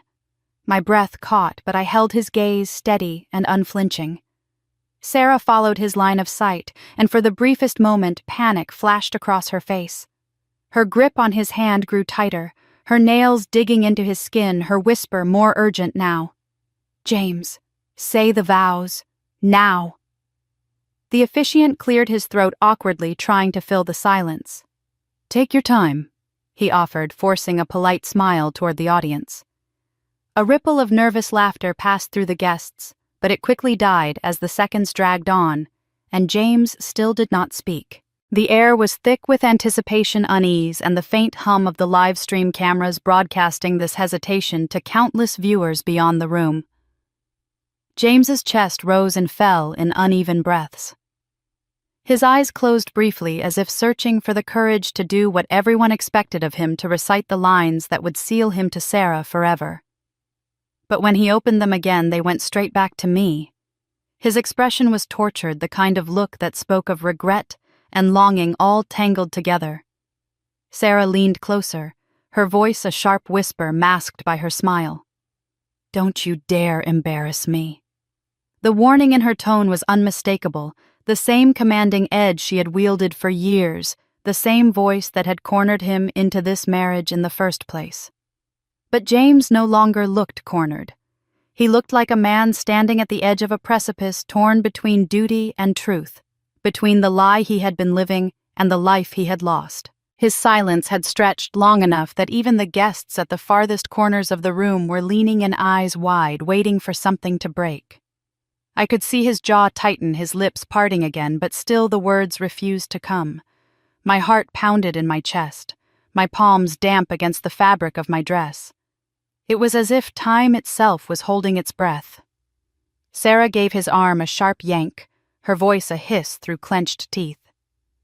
"James, for God's sake, say it!" And then he did speak, but not the words anyone expected. His voice rang out strong enough to cut through the silence, steady now, no longer wavering. He uttered a single sentence that made the entire hall fall silent, as though the air had been sucked out of the room. The silence after James's sentence was suffocating. Guests leaned forward in their seats, straining to catch what he would say next as the weight of his pause stretched across the room. Sarah's face froze in a mask of panic, her smile faltering, her hand still clamped on his arm as though she could anchor him back into obedience. James gently pulled free, lifted his head, and spoke clearly, his voice carrying to every corner of the hall. "I can't go through with this. This entire wedding is built on lies." The murmur that followed was immediate, a wave of gasps and sharp intakes of breath. The officiant faltered, unsure whether to intervene, while the cameras zoomed in closer, hungry for the drama. James didn't flinch. His eyes swept across the crowd, then locked briefly on me before he turned back to the audience at large. "Sarah told me she was pregnant when she wasn't. She used that lie to force me into this marriage. And years ago she and her mother paid me to leave Emma." The words dropped like stones into water, rippling outward in shock. The entire room erupted into a chaos of whispers, gasps, and disbelieving cries. Guests turned in their seats, some staring openly at Sarah, others at me, some burying their faces in their hands.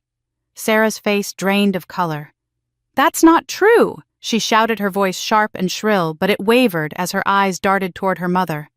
My mother looked stricken, her lips parting as if to deny it, but no words came.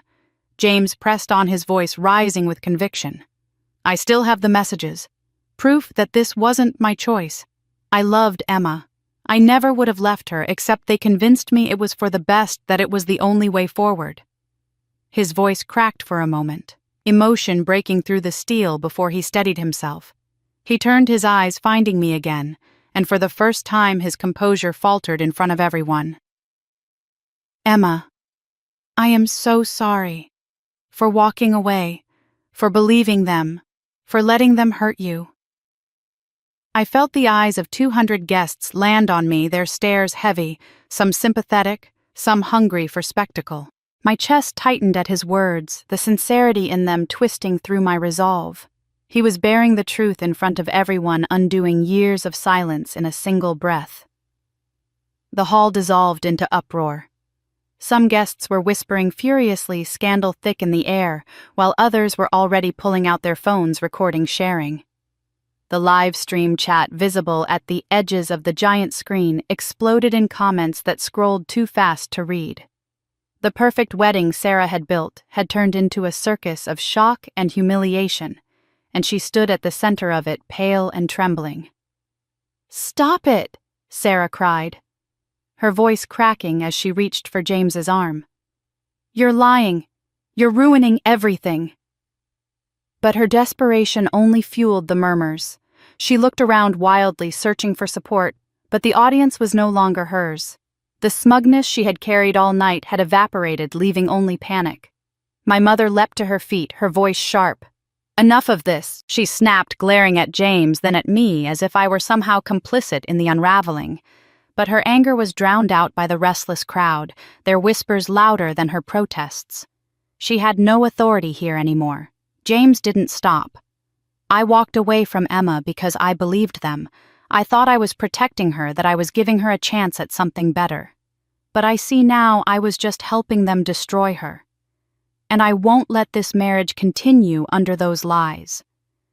His chest rose and fell with heavy breaths, the weight of his confession breaking him open in front of everyone. I sat motionless at the back, every muscle taut, every emotion colliding inside me. The vindication of hearing him speak the truth, the pain of hearing it too late, the disbelief that he would expose Sarah so publicly, risking everything. And beneath it all, a current of strength rising in me, a realization that I had a choice in this moment. Sarah's sobs broke through the air, high and desperate. "He's lying!" she screamed again, but no one believed her anymore. The audience had seen enough: the photo in the slideshow, the cruel video, the cracks in her performance. Now James's words had ripped the curtain away entirely. And just when the chaos seemed uncontrollable, I felt myself rise from my chair, every eye turning as the unexpected happened. This time it was me who stood up. For a moment, I wasn't sure what pushed me to my feet. Maybe it was James's words echoing with regret and apology. Maybe it was the sea of eyes heavy with judgment waiting to see if I would break. Or maybe it was the years of silence, the years of being made small, the years of swallowing pain until it rotted inside me. Whatever it was, I rose from my chair at the back of the hall, my spine straight, my voice steady as it carried across the stunned room. "No one," I said, my tone sharper than I intended. "No one gets to define my worth but me." The crowd hushed. Conversations cut off mid-whisper. Even the cameras, their red lights blinking, seemed to pause in their relentless gaze. Sarah turned toward me, her face pale and glistening, as if she had just realized her carefully constructed kingdom was crumbling piece by piece. I stepped forward, each click of my heels against the polished floor loud in the cavernous silence. My hands did not shake, though I could feel my heart pounding in my chest. For years I continued, my voice growing stronger. I was told I wasn't enough. I was told to accept that Sarah was brighter, better, more deserving. I stayed quiet. I swallowed it because I thought silence was safer. But not anymore. Gasps rippled through the hall as I stopped halfway down the aisle. I turned to the guests, my gaze sweeping over them. Some of you might not know this, but Sarah once stole my scholarship application. She turned it in under her own name. That was my chance to study at a school I had dreamed about, a chance I worked night after night for. She took it, and when I found out, I was told it was a mistake, a clerical error. But it wasn't. It was theft. And she got away with it because everyone wanted to believe she was perfect. The audience erupted with murmurs, heads snapping toward Sarah, who shook her head furiously, mouthing lies, though her lips trembled. My mother's face went rigid. Her denial balanced on the edge of her tongue, but even she knew the weight of my words couldn't be dismissed so easily now. I straightened my shoulders and pressed on. You laughed at a video made from my stolen journal. You clapped when my pain was turned into a joke. But understand this, I am not ashamed. I am not broken. I am not the failure Sarah wanted me to be. My value doesn't come from stolen opportunities or the approval of this family. It comes from me and no one else. There was a beat of silence so profound I could hear my own breathing. Then it happened. A small cluster of guests near the middle row began to clap. It was hesitant at first, polite, but then it spread. Another guest joined, and another, until the sound built into something undeniable. Applause filled the hall, the kind of applause that wasn't for a performance but for truth breaking through the surface. Sarah's face twisted in horror. She stumbled back a step, her bouquet nearly slipping from her hand. "Stop it!" she shouted, her voice shrill and cracking. "Don't clap for her! This is my wedding!" Her hysteria only made the clapping grow louder, as if every guest could see the mask finally ripping away. My father remained frozen in his seat, his expression unreadable. My mother gripped his arm, shaking her head as if trying to will the applause into silence. But nothing they did could stop the sound now. It rolled through the hall like thunder, a collective rejection of Sarah's cruelty, a collective recognition of my strength. I stood in the aisle, my head held high, letting the applause wash over me. It wasn't just about me anymore.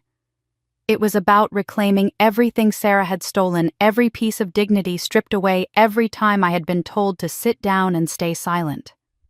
This was my voice, and I was finally using it. Sarah's knees seemed to buckle. She sagged against the altar, her face blotchy with rage and humiliation. The bouquet slipped from her fingers, petals scattering across the floor like fragments of her collapsing facade. She tried to form words to scream louder than the clapping, but no one was listening anymore. And then, as her body gave way and she sank to the floor, it was clear Sarah had fallen, but her nightmare was only beginning. The applause that had risen for me still thundered in the air when Sarah lurched back to her feet. Her face was streaked with tears, her veil slipping sideways, her breath coming in harsh, ragged gasps. She turned on James with a scream that tore through the noise. "You ruined everything!" Her hand whipped across his face before anyone could stop her. The sound of the slap cracking through the microphone system echoing off the ballroom walls. Gasps shot through the crowd. James didn't retaliate, only staggered back, his cheek red from the blow, his eyes dark with fury and shame. Sarah's bouquet lay forgotten on the floor, trampled by her own heels, petals smeared into the marble. Her hysteria rose higher. This was supposed to be perfect. You were supposed to choose me. The spectacle unraveled faster than anyone could control. Guests scrambled to their feet, half of them reaching for their phones, recording, streaming, capturing every second. The live feed cameras that had been meant to broadcast vows of eternal love now zoomed in on the chaos. Sarah's wild eyes, James's burning cheek, and me standing tall in the aisle. In the corner of the big screen, I could see the chat from viewers across the world exploding with comments, the feed a torrent of shock and disbelief. And then came the moment that sealed the madness. My mother, already pale from the humiliation, staggered to her feet, as if to rush to Sarah's defense. She raised a trembling hand as if to silence me, as if she could command the crowd back into submission. But her face went white.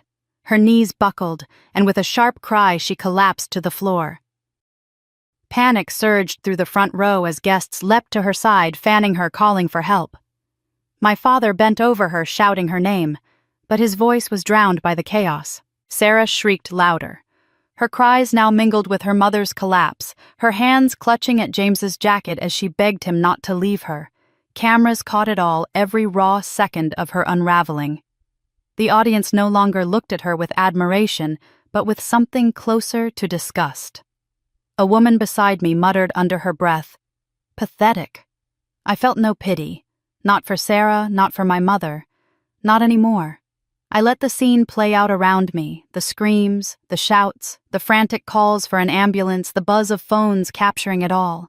I simply lifted my chin, turned my back on the spectacle, and began walking toward the doors.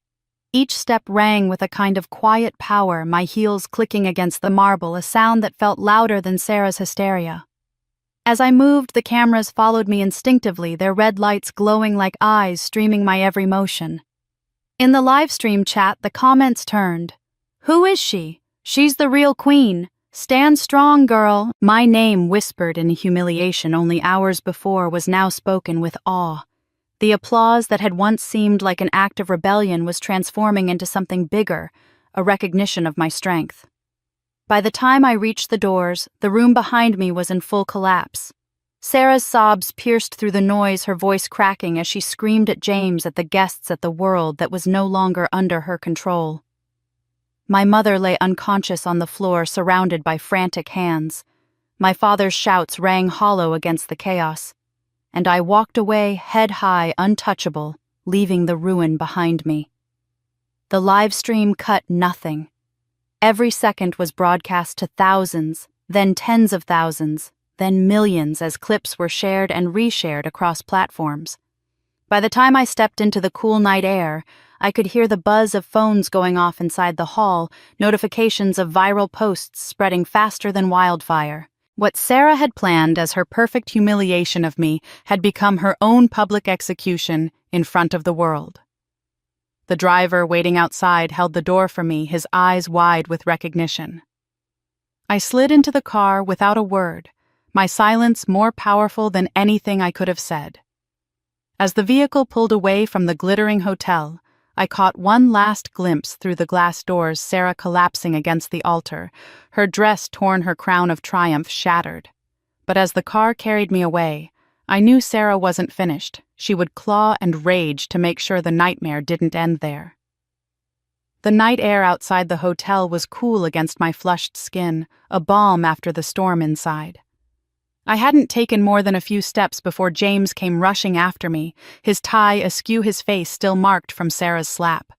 His voice cracked as he called my name, desperate, reaching out as though proximity might heal what years of betrayal had broken. I turned my eyes, meeting his, and for a heartbeat, I saw the same boy I had once loved, the one who had shared dreams with me in a quiet cafe. But the weight of everything that had happened pressed down, reminding me of all that was stolen. He closed the distance between us, breathless. "Emma, please. Don't leave, not like this. Let me stand with you." The sincerity in his tone might have shattered me once, but not tonight. I straightened, my shoulders squared, and shook my head slowly. "No, James. I won't stand beside you, not tonight, not in this moment." His face fell, his hand dropping to his side. The crowd inside was still in chaos, voices carrying through the glass doors, but I felt a strange stillness between us. "You let them break us," once I said softly, though my words carried steel. You believed their lies, and I lived years thinking I was disposable because of it. I won't let myself be defined by you or by them ever again." Without waiting for his reply, I turned away. Each step toward the waiting car felt like a declaration, a refusal to be pulled back into the wreckage of the past. My chest ached, but beneath it was something fiercer resolve. As the car pulled away, I pressed my forehead lightly to the cool glass of the window, the city lights blurring into streaks. My mind drifted back to the letter James had left me all those years ago, the one I had found months later folded at the bottom of my mailbox. His words had been filled with sorrow and excuses, but they had carried one haunting refrain: "I'm sorry I can't stay. Maybe you'll be better off without me." For so long I had wondered if he was right. Tonight, I finally knew he wasn't. I reached into my bag and touched the worn spine of my old journal returned to me only days ago by my aunt. Its pages held my rawest thoughts, my pain, my dreams. Tonight, it was no longer a weapon in Sarah's hands, it was proof that I had survived every attempt to silence me. Flipping it open to the page I once wrote in tears, "All I want is to be loved for who I am." I smiled bitterly. I didn't need their love to prove my worth. I already was enough. My phone buzzed. For a moment I hesitated, expecting another cruel message or some demand from my mother, but the name on the screen stopped me short. Aaron, one of James's oldest friends, someone who had once worked shifts with us at the cafe. I hadn't spoken to him in years. His message was brief, but powerful. "I saw everything. I knew you were telling the truth back then. I'm proud of you for standing tall tonight." I stared at the words until my eyes blurred. For so long it felt like no one had seen me, no one had believed me. Now even a single voice of support carried weight. I typed back a quiet thank you, my fingers trembling but my heart steadier than it had been in years. The car wove through the streets, the city alive around me, but I felt separate from it all, untouchable in a way I never had before. I hadn't just walked away from Sarah's spectacle. I had reclaimed something no one could steal, again my dignity. Yet as the phone buzzed once more, a different kind of chill crept into me. A notification from social media lit up the screen clips of the wedding, already flooding the internet, hashtags spinning out of control. Sarah's name trending for all the wrong reasons. The schadenfreude was palpable, strangers around the world tearing apart the golden image she had fought so hard to maintain. I should have felt satisfied, but deep down I knew her too well. Sarah would not let this end quietly. Her rage would not rest, and her claws would reach for me again. My father's voice cut through the chaos like a blade, steady, but weighed down with years of silence. We were standing just outside the wreckage of the ballroom, the echoes of Sarah's hysteria still ringing faintly through the walls. He looked at me with eyes I barely recognized, eyes clouded with regret. "Emma," he said quietly, almost pleading, "I need to tell you something. I should have told you years ago." I braced myself, every part of me tense. He rubbed his hands together, struggling before he finally spoke. "I knew. About your mother. About Sarah. I knew they paid James to leave you." His shoulders sagged as if the confession itself had aged him a decade. "I didn't stop it. I didn't say anything. I told myself it was for the good of the family to keep the peace. But the truth is, I was a coward." His words struck like a physical blow. For a moment I couldn't breathe. The betrayal that had defined my life wasn't just Sarah's or my mother's, it was his too. He had stood by and let it happen, let me suffer alone. My chest tightened as I tried to form words, but all I could whisper was, "You knew." He nodded, his face lined with shame. "I thought it would protect you somehow, that maybe you'd be spared worse pain if I didn't fight it. I convinced myself Sarah needed it more, that she couldn't handle living in your shadow. Your mother, she begged me to stay silent, said it was the only way Sarah would ever have a chance." That was when my mother's voice broke in, sharp and defensive. She had followed us out, her face pale, but her words still cutting. Don't twist this, she snapped at him before turning to me. You don't understand, Emma. Sarah was fragile. She always had to work harder to keep up with you, and she knew she never could. I did what I did because I couldn't let her collapse under the pressure. I had to protect her future. Her tone carried no apology, only justification. Every word dug deeper, like she was rewriting history to make cruelty sound like sacrifice. You were strong, she continued, her chin lifting. You could survive without James, without that scholarship. But Sarah needed every advantage. If I hadn't stepped in, she would have been destroyed. I stared at her, my stomach twisting. Destroyed or just exposed for who she really is? My voice rose despite myself. You didn't protect her. You handed her my life on a silver platter. And you let me believe I wasn't good enough. You broke me down so she could feel whole. My father winced, his eyes glistening. She's right, Margaret, he said to my mother, his voice trembling with a quiet fury I had never heard from him before. You didn't do this out of love. You did it out of fear that Sarah could never compete with Emma. My mother's lips parted, but for once she had no answer. She stood there trembling, her hands curling into fists at her sides, but her silence was louder than any denial. The weight of it all pressed down on me, years of favoritism, lies, betrayals. And now this final confirmation. It was like reliving every wound all over again, but this time I wasn't a child powerless to fight back. I was a woman who could stand on her own. The pain was sharp, yes, but beneath it was a clarity I had never felt before. I turned to my father, my voice quieter now. You should have protected me. His eyes dropped, shame etched into every line of his face. I know, he whispered, and I will carry that regret until the day I die. But I need you to know this, Emma, I always loved you. Even when I didn't fight for you, I loved you. You were always my pride. For the first time that night, my throat tightened with something other than anger. His words didn't erase the years of silence, but they pierced through enough to remind me that not all of them had wanted me to disappear. I looked between them, my father crumbling under regret, and my mother defiant even as her world collapsed. The line between them was no longer just cracks. It was a chasm, and I stood on one side of it knowing I could never go back. And in that moment, with the truth laid bare, I made a decision that would shatter what little remained of our family. The words had barely left my father's lips when something inside me solidified, sharp and unyielding. For years I had swallowed my voice, endured the favoritism, the betrayals, the silence. But with the truth laid bare, there was no room left for hesitation.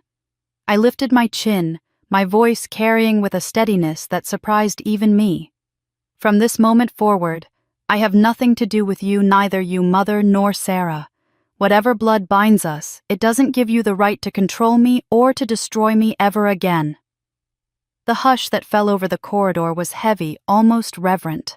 My mother's face twisted with disbelief, her hand shooting out as if she could physically pull the words back.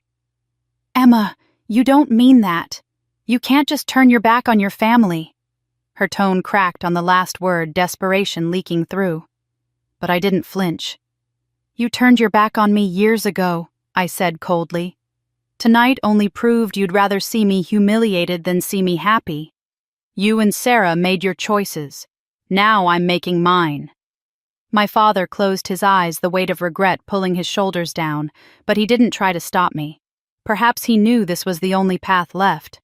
My mother, however, sputtered furiously, her voice sharp enough to cut. You're ungrateful. After everything we've done to give you a life, I cut her off with a look. Everything you've done was never for me. It was always for Sarah. And look where it's led her. I glanced back toward the ballroom where muffled sobs and chaos still carried through the walls. You didn't protect her. You fed her lies until she became consumed by them. Don't ask me to carry the weight of that anymore. Gasps rippled from the doorway where a cluster of guests had gathered, drawn by the confrontation. Some whispered to one another. Others simply stared, their faces a mix of shock and awe. The woman I had once called my mother shrank under their eyes, her power slipping away in real time. From the corner, my aunt stepped forward, her face lined with both sorrow and admiration. "Emma," she said softly, "it takes strength to cut the chains that bind you. You don't owe them anything." Her words wrapped around me like a balm affirmation I hadn't known I needed until they landed. I nodded to her, my throat tight but my resolve unwavering. Turning back to my mother and Sarah, who still crouched trembling near the altar, I delivered the final cut.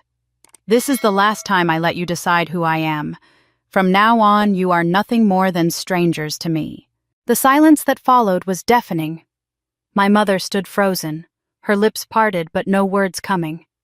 Sarah's eyes widened, glassy and wild, as if she couldn't comprehend that her game had ended, and I had walked away with the victory. Without another glance, I turned and walked toward the exit. My heels clicked against the marble, echoing in the stunned silence.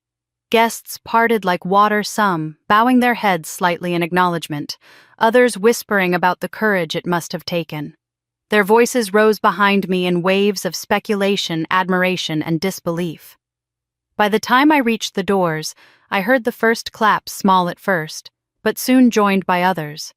It wasn't thunderous like before, but it was real, a quiet tribute to the woman who had chosen dignity over blood. Outside, the air was cool and sharp against my skin. I inhaled deeply, letting it fill me, steady me. For the first time in years, I felt free, truly free. Behind me, the wreckage of my family's lies burned in the whispers of the crowd. Ahead of me was a path I hadn't yet walked, but it was mine alone to claim. Yet, as I stepped into the night, the sound of hurried footsteps followed. James hadn't given up. The night air was quiet except for the faint hum of traffic, but the stillness didn't last long.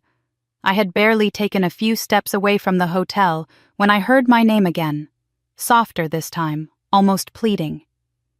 James stood a few feet behind me, his face drawn, his posture uncertain, as though afraid one wrong move might drive me further away. In his hand he held something small wrapped in worn leather. When I didn't speak, he approached carefully and extended it toward me. My breath caught when I saw what it was, the old notebook we had once filled together years ago, with dreams scribbled during stolen breaks at the cafe. Its cover was frayed, its corners bent, but it was unmistakable. I reached out my fingers, brushing against the leather memories rushing back of nights we had imagined a life we would never live. "I kept it," he said, his voice raw. "All this time. Even when I tried to bury what we had, I couldn't let this go. It reminded me of who we were before all the lies." His eyes searched mine, desperate for recognition, for forgiveness. I thought I lost it for good, but I found it again when everything with Sarah started to unravel. And I knew I had to give it back to you. It belongs with you. I held the notebook against my chest, silent, the weight of it heavier than I expected. I didn't trust myself to speak, afraid my voice would betray the storm inside me. James drew a shaky breath and continued. "I've ended it. The engagement, the wedding, it's all over. There will be no second attempt, no pretending this can be salvaged. Sarah lied, manipulated, and I let it happen. But I won't be her shield anymore." His jaw tightened, determination flickering in his eyes. "I've filed suit against her for defamation, for fraud, for everything she's done to you and to me. She won't walk away from this untouched." The conviction in his tone rang true, but I didn't answer. I couldn't. My heart was torn between the ache of the past and the fragile relief of the present. I wanted to believe his words, to take comfort in the notebook in my hands, but scars don't heal with apologies, no matter how sincere. He stepped closer, lowering his voice. "I don't expect you to forgive me tonight, Emma. I don't expect you to say anything at all. I just need you to know that I see you now fully without the shadows they cast. And whatever happens, I will never again let their lies define what you mean to me." The sincerity in his words pressed against my defenses, but I stayed silent. My grip tightened on the notebook, my knuckles pale. I wanted to tell him how much it hurt, how much was lost, how many nights I had cried into these very pages. But instead, I drew in a slow breath and let silence answer for me. James seemed to understand. He nodded once, a flicker of sorrow crossing his face, but he didn't push further. He simply said, "This is yours," and gently released the notebook fully into my hands. Then he stepped back, giving me space. I turned slightly, the city lights stretching ahead of me, the sound of my own heartbeat loud in my ears. Behind me, James lingered waiting, but I didn't look back. My silence was my choice, my boundary. I would decide when and if the past could find a place in my future. As I walked away, clutching the notebook, I felt the strange duality of pain and empowerment. The memories inside it were bittersweet, but they no longer defined me. They were a reminder of what I had endured and of the strength that had carried me through. Yet even as I held on to that fragile piece of the past, the world outside was already igniting, the scandal spilling onto every screen and the storm of public opinion beginning to explode. The storm began the very next morning. I woke to a buzzing phone, the screen flooded with notifications. At first I thought it was friends checking in after the chaos of the wedding, but when I opened one of the links, my breath caught. There I was, walking out of the ballroom with my head held high, Sarah collapsing behind me, James frozen in shock, my mother being carried away. The video had been clipped and shared, its caption screaming, "The sister who refused to bow." By midday, it was everywhere, Twitter, Facebook, even morning talk shows. Commentators dissected every second, debating who was in the right, who was to blame. The hashtags began to pile up, but one rose above them all: #Stand Up Like Emma. Strangers from across the country were posting stories of their own tales of betrayal, of finding their voice, of walking away from toxic families. My inbox was full of messages from women and men alike, telling me I had given them courage. Still, it wasn't all support. A small but loud group painted me as a homewrecker, accusing me of stealing James in some kind of elaborate scheme. She wanted her sister's fiancé all along, one post sneered, and she played the victim until she won. Each comment like that stung, not because it was true, but because it showed how willing people were to twist a story to fit their own narrative. I reminded myself over and over that the truth was stronger than lies, that the proof of Sarah's manipulation was undeniable. But it didn't stop the whispers from cutting deep. It wasn't until the afternoon that I saw a post that made me stop in my tracks. My cousin, the one who had always stayed silent at family gatherings, had written a thread on Twitter. He described how he'd watched me be belittled year after year, how Sarah had stolen opportunities that were rightfully mine, how my mother's favoritism was obvious to everyone. "Emma didn't destroy our family," he wrote. "She survived what it did to her, and I, for one, am proud of her." His words went viral in their own right, sparking thousands of retweets and replies. For the first time, someone from inside the family circle had spoken out, and it shifted the tide further in my favor. Reporters began calling my office, begging for interviews. Producers reached out with offers to feature my story on primetime specials. I ignored them all. I wasn't ready to tell the world more than they had already seen. All I wanted was peace. Yet even as I tried to shield myself from the noise, I couldn't escape it. Everywhere I went, people recognized me, some offering words of encouragement, others just staring with curiosity. I had become a symbol of resistance, whether I wanted to be or not. At night, scrolling through the endless stream of posts, I came across a photo that nearly brought me to tears. A young girl no older than 12, holding a handwritten sign, "I will #stand up like Emma." Her mother had captioned it, "Thank you for showing my daughter that she doesn't have to accept being treated as less." It was then I realized that my story had grown beyond me. It had become a spark for others, and with that came a responsibility I hadn't asked for but couldn't ignore. But fame, even the uninvited kind, comes with a shadow. The more people rallied behind me, the more desperate Sarah became to claw back control of the narrative. I heard through whispers that she was furious at the public sympathy leaning in my favor. Her career, once built on the image of a polished and enviable life, was teetering on collapse.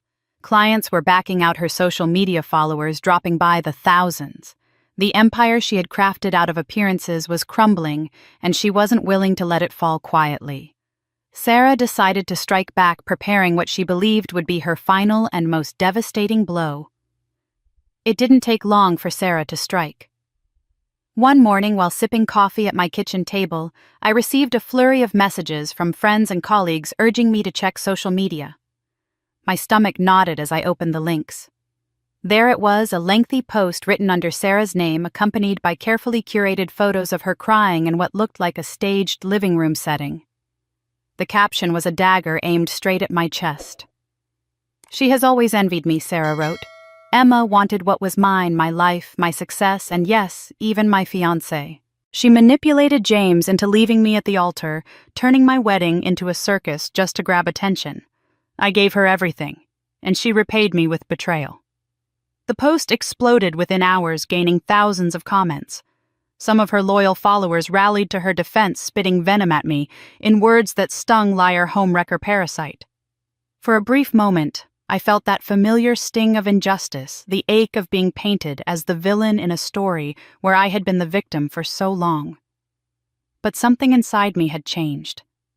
This time, I didn't crumble. I simply closed my laptop, refusing to give her the satisfaction of seeing me flinch. And then, as if fate itself had grown tired of Sarah's lies, the truth surfaced in the most unexpected way. A former classmate of mine, someone I hadn't spoken to in years, posted a thread in response to Sarah's accusations.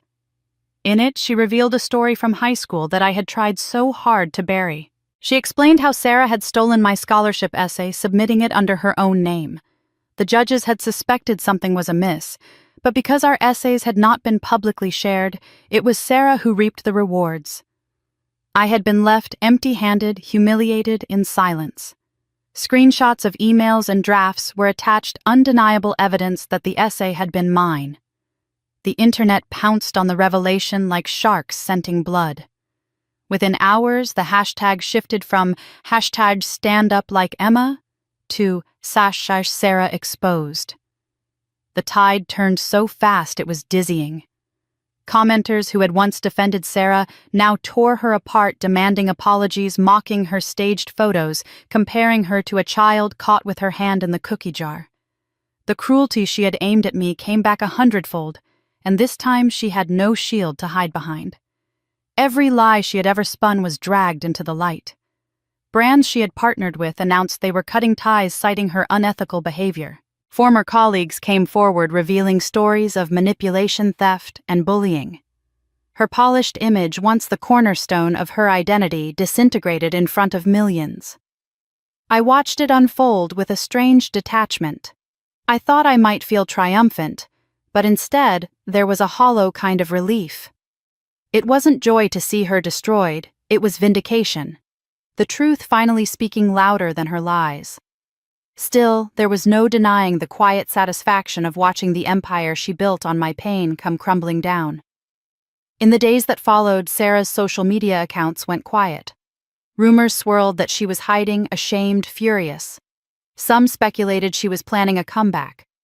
Others said her career was finished for good. For once, I didn't care to guess. I had spent too long living under her shadow. Now the spotlight she had so desperately clung to had turned into a blaze that consumed her, and I had no intention of stepping into it myself. But the world still looked to me for a response. Journalists wanted statements, fans wanted victory speeches, strangers wanted me to gloat. They expected me to strike while she was down to dance on the ashes of her downfall. Instead, I chose a response no one saw coming, one that would silence the noise on my own terms. When Sarah's downfall flooded every screen and headline, the world waited for me to respond. But I didn't. Not a single word, not a single statement. Silence became my shield, and strangely, my silence spoke louder than any rebuttal ever could. While people dissected Sarah's humiliation and debated whether I would issue some grand victory speech, I buried myself in work. I poured my energy into the projects at my company, staying late at the office, tackling challenges that had nothing to do with my past and everything to do with building the future I wanted. At first, colleagues tiptoed around me, unsure how to approach what had become a national scandal. But as the weeks passed, they began to see what I intended them to see, that I was moving forward unfazed by the noise. The same internet that once demanded I answer Sarah's lies now admired my restraint. Commentators started to call it dignified silence. They said it showed strength, a refusal to be dragged into the mud by someone who was already sinking. And for the first time, I agreed with the way the public described me. It was around then that an email arrived, one that would change the course of my story yet again. An organizer for a women's empowerment summit reached out asking me to be a keynote speaker. At first, I hesitated. I wasn't a celebrity or a politician. I was just a woman who had endured betrayal and chosen not to break under it. But they insisted. "Your story resonates," the organizer wrote. "It's not about fame. It's about resilience. We want people to hear how you stood tall when the world tried to knock you down." I said yes, though my stomach fluttered with nerves. On the day of the event, I stood behind the curtain, notebook in hand, my palms damp. When they called my name and I walked onto the stage, the applause rolled through the auditorium like a wave. For a moment, I thought of all the times my mother had overlooked me, all the times Sarah had stolen my light. And here I was now, bathed in it, not because I sought it, but because I had refused to let them dim me. I spoke from the heart. I told the audience about silence, how it had been my prison as a child when I let others decide my worth, and how it had become my weapon as an adult when I chose not to dignify Sarah's venom with a response. I spoke about betrayal, about the sting of losing someone you love, not once but twice, first to lies, then to cowardice. And I spoke about survival, about choosing yourself, even when it feels like the loneliest path in the world. The applause was thunderous, but it wasn't until afterward, when I sifted through letters from attendees, that I realized the impact of my words. One letter, written in careful script on lined paper, stood out among the glossy business cards and typed notes. It was from a woman in her 70s. She wrote that she had lived her whole life, putting her husband, her children, and her siblings first, never once daring to stand up for her own needs. "When I saw your story," she wrote, "I wept. Not because of what you lost, but because of what you gained. You showed me it's never too late to reclaim your voice. Thank you, Emma." Tears blurred the words as I read them, my heart tightening with something I hadn't allowed myself to feel in years: pride. Not the kind of pride Sarah flaunted, brittle and hollow, but the kind that came from knowing my pain had been transformed into something that gave others hope.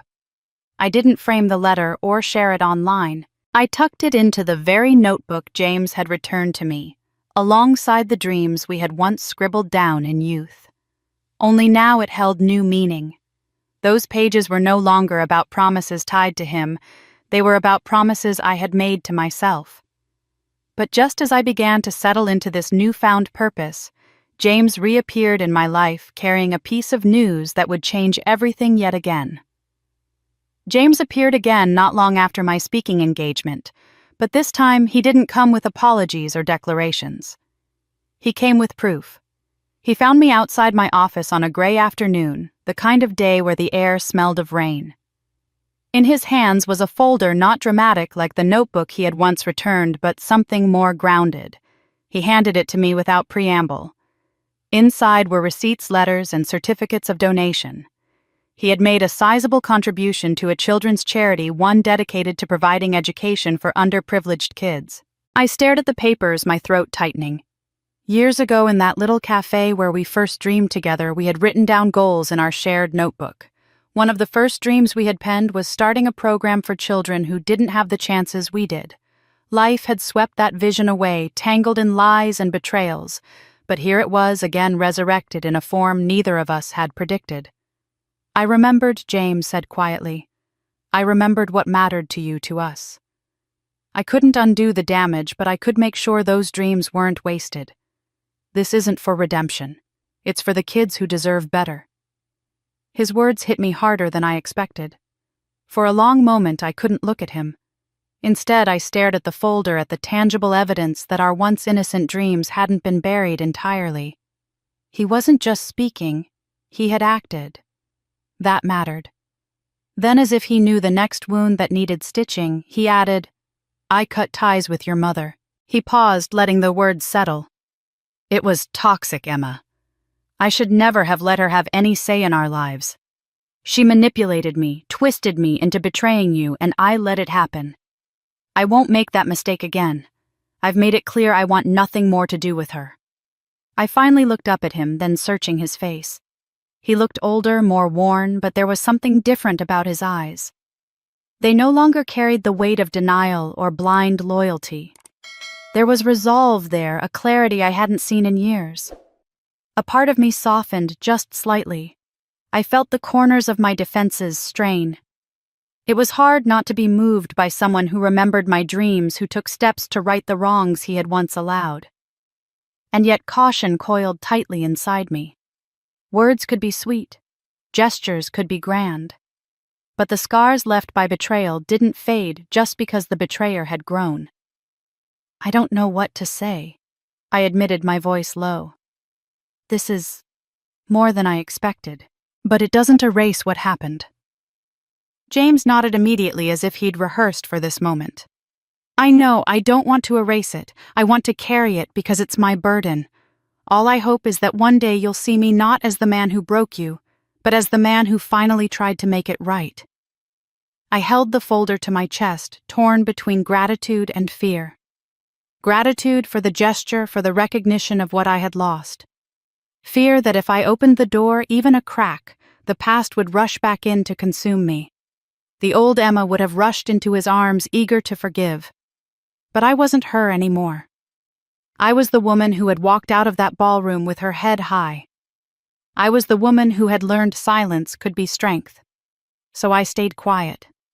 My silence wasn't cold, it was deliberate. I wanted him to know that my forgiveness, if it ever came, wouldn't be cheap. James seemed to understand. He didn't push, didn't demand. He simply gave me a small nod and stepped back, leaving me with the folder and my conflicted heart.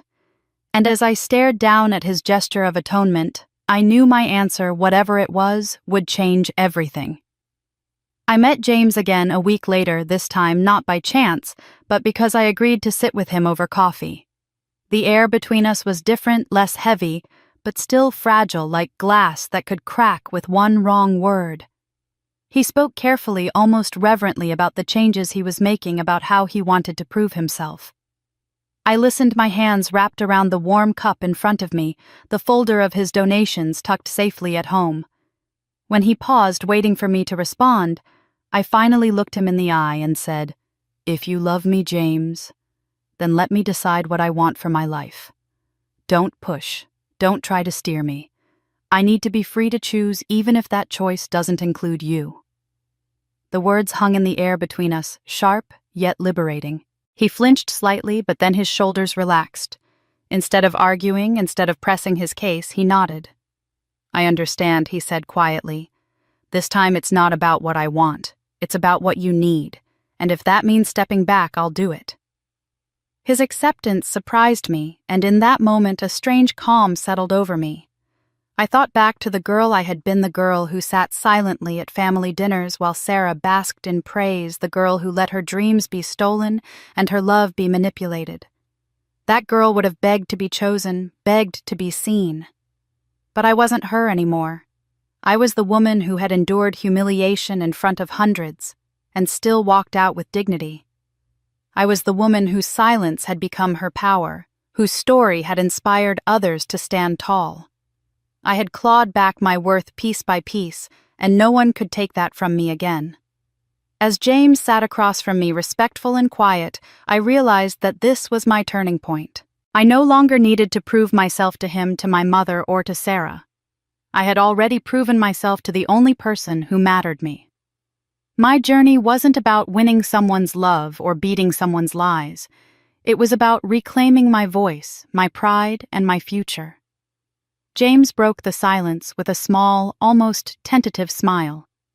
"You've changed," he said softly. "You're stronger now than I've ever seen you." I nodded. I had to be. My voice didn't tremble. And I'm not going to give that strength away just because someone asks me to, even if that someone is you. He didn't argue. He didn't protest. He simply leaned back, his expression one of quiet acceptance. "Then I'll wait," he said. "Not because I expect you to come back, but because I want to be the kind of man who deserves a second chance whether you give it or not." There was dignity in his surrender, and I respected that. But my heart didn't leap the way it once would have. I wasn't swept away by promises or softened by old memories. Instead, I felt grounded, rooted in who I had become. This was no longer about whether James could be part of my life. It was about me knowing that my life was mine to shape no matter who stood beside me. When we parted ways, I felt lighter, not because of him, but because of me. I had spoken my truth aloud, unflinching, and he had respected it. That was enough for now. As I walked away, the world seemed brighter, the path clearer. 1 year later, the world would see a version of me they had never imagined, an Emma entirely transformed. A year passed, and the woman I saw in the mirror no longer resembled the girl who had once clung to her family's scraps of affection. I had carved out a life of my own, brick by brick, building something steady and real from the ruins they left me with. The startup I had thrown myself into after walking away from Sarah's wedding had grown beyond anything I expected. What began as a small team working in a cramped office was now a recognized name in the tech industry, praised for innovation and for our commitment to community programs. The sense of purpose I found there was unlike anything else. Each success felt like proof that I hadn't just survived, I was thriving. Living alone in my apartment downtown, I savored the quiet independence I had always been denied in my parents' house. The space was mine, every detail chosen without anyone else's approval. I woke when I wanted decorated how I liked cooked meals for one without apology. Freedom had a texture to it. I realized a sweetness that made even the most ordinary days extraordinary. No one hovered over me, no one dictated my choices. For the first time in my life, I could breathe deeply without fear of judgment. My silence after Sarah's public collapse had made me something of a fascination. I hadn't planned it, but people saw in me a figure of resilience. That reputation opened doors I never imagined. Invitations to conferences and seminars filled my inbox, but it was the day a national talk show called that startled me most. They wanted me to share my story not as gossip, but as an example of standing tall through betrayal and loss. I hesitated at first. Part of me still shied away from the spotlight, afraid it would feel like reliving the pain. But when I stepped onto that stage, seated across from a host who had interviewed presidents and celebrities, I felt calm. The lights were bright, the cameras unblinking, but the words came easily. I didn't dwell on Sarah or my mother. I didn't name them at all. I spoke instead about strength, about choosing dignity over revenge, about the freedom that came from refusing to let others define your worth. The audience listened in silence, then rose to their feet in applause. People reached out afterward, sharing stories of their own women who had left toxic marriages, men who had cut ties with manipulative families, young people determined not to repeat the mistakes of those before them. I realized then that my story wasn't just mine anymore. It was a mirror for others to see their own courage. When the cameras stopped rolling and I returned to my quiet apartment, I felt a peace that had eluded me for years. I no longer longed for validation from my family. I no longer measured myself by James's choices. My life was mine, full of work. I loved friendships I cherished, and the quiet joy of knowing I had risen above what was meant to break me. In the evenings, I sometimes sat on my balcony overlooking the city, sipping tea while the world buzzed below. The skyline glowed with lights, and I felt at home among them, steady, shining, untouchable. For the first time, I didn't wonder what tomorrow would bring with dread. I welcomed it with open arms. But peace has a way of attracting storms, and as I settled into this new life, Sarah was not done. She hadn't disappeared. She was waiting, and she was ready to re-emerge. It was a Wednesday morning like any other. I was in the middle of a meeting with my team reviewing plans for a new product launch when the receptionist called to say someone was here asking for me. I wasn't expecting visitors, so I walked out into the lobby with curiosity tightening my chest. And then I saw her. Sarah stood there dressed in muted colors, her face pale, her smile thin and brittle. For a split second it felt like stepping back into the chaos I had fought so hard to leave behind. "Emma," she said softly, her voice rehearsed with just enough tremble to sound remorseful. "I came to apologize." Her words were so out of place that for a moment silence fell heavy around us. My colleagues who had followed me to the lobby looked between us with wide eyes. Sarah clasped her hands together, lowering her gaze as though she was some humbled penitent. "I was wrong," she continued. "About everything. I hurt you, I betrayed you, and I humiliated you. I know I don't deserve forgiveness, but I need you to hear that I am sorry." There was a murmur among my staff people shifting uncomfortably. Some of them had seen the viral videos of my family's implosion. Others had heard whispers of Sarah's manipulations. They weren't strangers to the story, though they had only known me as their boss, competent, resilient, someone who never brought personal drama into the workplace. Before I could answer, one of my senior colleagues stepped forward, a woman named Claire, who had quickly become both a mentor and a friend. Her eyes were sharp as she looked Sarah up and down. "That's interesting," Claire said evenly, "because just last month I saw screenshots of posts under your name, posts still accusing Emma of stealing your fiancé, painting her as a liar. And now you expect us to believe this sudden performance of humility?" The word performance hit like a strike. Sarah's face flushed crimson, her composure faltering. She tried to recover, stammering something about being emotional at the time and misguided. But the room had shifted. The eyes of my staff were no longer sympathetic. They were scrutinizing, skeptical, tired of seeing this woman use the same tactics that had destroyed her credibility online. I didn't move. I didn't even speak. I simply stood there, letting Sarah's unraveling reveal itself. She darted her gaze back to me, panic seeping into her voice. "Emma, please," she said louder now. "I'm your sister. Doesn't that mean anything?" The silence that followed was suffocating.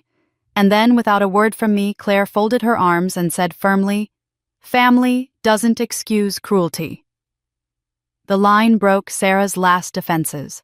With a strangled sob, she turned on her heel and fled the lobby, her footsteps echoing down the marble corridor as the glass doors slammed shut behind her. When she was gone, the room seemed to exhale. My staff looked at me with quiet respect, none of them asking me to explain or justify. They knew. I gave a small nod and returned to the meeting, but my heart was pounding not with pain, but with relief. Sarah had tried one last time to stage a scene to rewrite the narrative, and she had failed in front of people who mattered to me now, not as family, but as witnesses to the life I had built without her.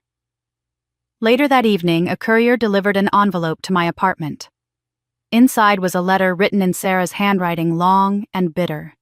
It wasn't an apology. It was a confession dripping with resentment. She claimed she had no choice but to sabotage me, that she had lived her whole life in my shadow, that I had stolen every ounce of love that could have been hers. At the bottom, she scrawled one last sentence. "If you won't let me back in, then I hope you never find peace." I read it once, folded it neatly, and without hesitation struck a match. I watched the flames curl around the edges, blackening the paper, consuming her words, until all that remained was ash. For the first time in years, I didn't feel her grip on me. Her anger, her jealousy, her poison, it no longer had a place in my world. And just when I thought I had finally burned away every trace of her, my father appeared carrying a truth of his own. It was a late afternoon when I heard the knock at my door. I had not been expecting visitors, and when I opened it, I froze. My father stood there, older than I remembered, the lines on his face deeper, his shoulders sagging beneath the weight of years and regrets. He held his hat in his hands, twisting it nervously like a boy about to confess to a crime. For a long moment, neither of us spoke. The silence between us was heavy, filled with everything we had both left unsaid. Finally, he cleared his throat and said softly, "Emma, may I come in?" I stepped aside and let him in. He walked slowly into my apartment, glancing around at the space I had made for myself. perhaps seeing for the first time the life I had built without them. When he sat down, his hand still twisted his hat, and he looked at me with eyes full of sorrow. "I should have spoken up," he said at last. "All those years I saw what your mother and Sarah were doing to you. I knew it wasn't fair, but I kept quiet. I thought if I stayed silent the storm would pass. Instead, it only grew, and you paid the price." His voice broke, and he pressed his hand to his eyes. "I failed you as a father, and I don't expect forgiveness. But I needed to tell you I am sorry. Truly sorry." The words sank into me like stones dropped into still water. For so long I had wondered if he even noticed if he had seen the cruelty, the favoritism, the betrayal. Now I knew he had seen it all and chosen silence. A fresh ache rose in my chest, but it was different this time. Not the sharp wound of betrayal, but the dull weight of a truth finally uncovered. "I waited a long time to hear you say that," I whispered. My voice shook, but not with anger. With release. "Do you know how alone I felt? Every time Sarah stole from me, every time Mother dismissed me, I looked at you and prayed you would speak. And you didn't." That silence cut deeper than their words. His shoulders slumped further. "I was a coward. I thought I was protecting the family. But all I did was let them break you. And I will regret that until the day I die." I walked over and sat beside him. For years I had dreamed of this moment, wondered if I would rage or cry or turn him away. But instead I reached for his hand. It was rough and trembling, and when our fingers touched, his eyes filled with tears. "I forgive you," I said quietly. "Not because what you did was right, but because I won't carry that pain anymore. But understand this, I will never go back. I won't let Mother or Sarah have any place in my life again. That door is closed." He nodded, swallowing hard. "I don't ask you to. I only ask that you let me stand beside you, even if from a distance. I want to be part of your life again if you'll let me." Something inside me softened. I leaned against him, and for the first time in years, I let myself hug my father. His arms came around me, hesitant at first, then tight as if he were afraid I might vanish. We sat like that in silence, the years of pain not erased, but eased by a fragile truce. When he pulled away, his eyes searched mine. "I will never fail you again, Emma. Whatever you need, I'll be here. And I'll respect your choice to cut ties with them. You deserve peace, and I won't stand in your way this time." I nodded, feeling a strange mixture of sorrow and relief. I had lost a mother and a sister, but I had regained a father, or perhaps found him for the first time. As he left that evening, I stood at the window watching him go, his figure hunched but lighter somehow, as though unburdened by finally speaking the truth. Yet even as the door closed behind him, I couldn't shake the sense that another presence was waiting for me, and when I turned, a familiar face was indeed there. It was a rainy afternoon when I ducked into the small cafe on the corner, the very same one where I had once spent endless evenings pouring coffee and dreaming of a different life. I hadn't been there in years. The place smelled the same roasted beans and cinnamon with the faint sweetness of baked goods. The wooden tables were polished with age, and the walls were still lined with photos of customers and baristas long gone. I found myself staring at one of those old pictures, and a pang of nostalgia swept through me. This was where it had all begun, my first job, my first taste of independence, and of course, my first love. I ordered a latte and sat down near the window, watching droplets streak across the glass. My mind was still heavy with the conversation I had shared with my father just days before. There was relief in forgiving him, but also exhaustion from reliving so many years of hurt. I wanted quiet, a moment to breathe. That's why I didn't notice him at first. Emma. My name was spoken softly, hesitantly. I turned, and there he was. James. He looked older, yes, but in a way that spoke of growth rather than wear. The boyish uncertainty, I remembered, had given way to a calm steadiness. His eyes, though, were the ones that had once made me feel seen in a way no one else ever had. James. I breathed more to myself than to him. He gestured toward the empty chair across from me. May I? I nodded, my pulse quickening. He sat, and for a moment neither of us spoke.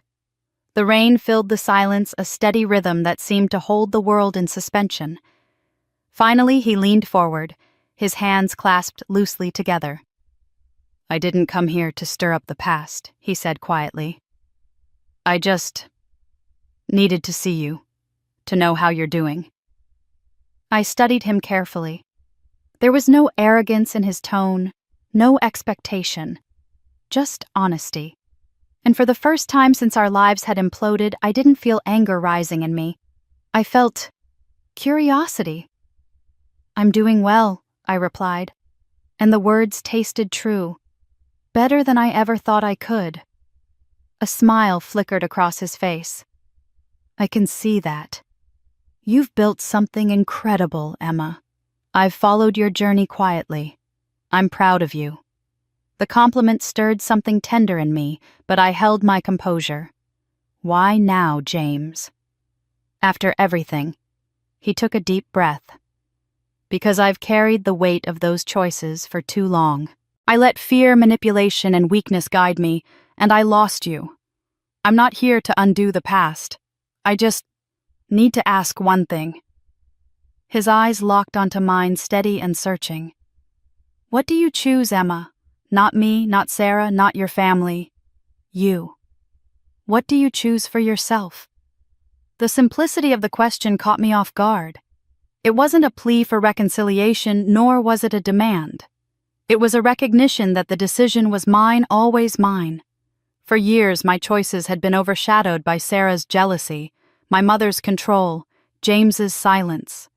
And now, for the first time, someone who had once been part of my deepest pain was acknowledging that only I could decide my future. I felt a smile tug at my lips, small at first, then steady. You've changed, I said softly. I had to, he admitted. Losing you forced me to look at who I was. I don't expect you to forgive me or to let me back into your life, but I wanted you to know I see you. I respect whatever path you take, even if it has nothing to do with me. I leaned back in my chair, the warmth of my coffee seeping through my hands. The rain outside had slowed to a drizzle, the gray sky lightening just enough to suggest the sun was still there waiting. For years, I had dreaded meeting James again, afraid it would reopen wounds I had worked so hard to heal. But in this quiet moment, I realized the wounds were already scars.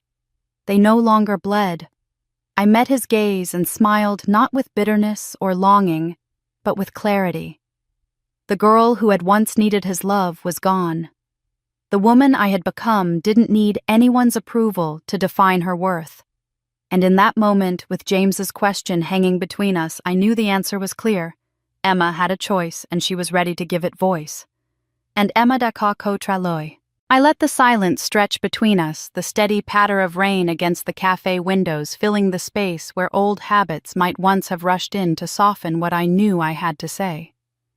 I took a breath, not to brace myself, but to honor the woman I had become, and I looked James in the eyes. I choose myself, I said. The words were simple. They were also everything. They didn't carry spite. They weren't barbed with punishment. They were clear, grounded, final in the way a door closes when a house is finally in order. For a long heartbeat, he didn't move. Then the faintest smile, not of victory or denial, but of understanding, touched his face. He nodded once as if acknowledging a truth he'd been preparing to accept. No protest. No bargain. No last-minute declaration to pull me back into the old orbit where sacrifice masqueraded as love. He folded his hands around his cup and let the answer stand. I felt it move through me like warm light. Peace, not the brittle kind that cracks under pressure, but the kind that comes when a person has gathered back all the pieces that were scattered by other people's needs. I saw the path that had brought me here, as if traced in the steam rising from the coffee. A girl holding an essay certificate while a room applauded someone else's recital. A teenager watching her scholarship slip through her fingers under another name. A young woman reading a letter that excused a departure by calling it protection. A sister seated by the restrooms at a ballroom refusing to bow. A woman standing and saying no one would define her worth, not family, not lies, not a groom with vows lodged behind his teeth. Every mile of that road had hurt. Every mile had also taught me how to stand. James broke the quiet first. "I'm proud of you," he said softly. "Not because you chose me or didn't, because you chose yourself." He let the words settle, then added, "You always deserved that." I didn't thank him. Not because I wasn't grateful for his growth, but because choosing myself wasn't a gift he had given me. It was a right I had reclaimed. Still, I met his gaze and felt no anger rise. The old ache was there, but it no longer bled. It had become a scar that told a story I no longer needed to hide. "I don't know what my life looks like in 5 years," I said, and I heard how steady my voice had become. But I know who will be making those choices. I tapped the rim of my cup lightly. Me. Not obligations, not guilt, not anyone's fear that I might outshine them. I thought of my mother's relentless measuring of Sarah's hunger for a stage, and a victim of the silent father who had finally found his voice and placed it back in my hands. I won't go back to the version of myself that waited for permission. He nodded again. "Then I'll do something I should have done a long time ago," he said. "I'll respect your boundary. If the door stays closed, I'll honor that. If one day you open it a little, I'll step carefully." He tried for a smile, and this time it reached his eyes.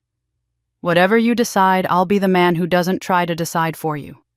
For a moment, we just sat there, two people who had once been young and certain, now older and humbled by the cost of certainty. I realized I didn't need to assign blame any longer. Responsibility had its place, and he had claimed his. But blame was a chain, and I was done with chains. I looked around the cafe and saw it differently than I had when I ran in out of the rain. The worn tables weren't monuments to what I'd lost. They were proof of beginnings. This was where I'd worked for tips and traded jokes and scribbled hopes in a notebook that somehow found its way back to me. I didn't need that notebook to decide who I was anymore, but I understood now why I had kept it.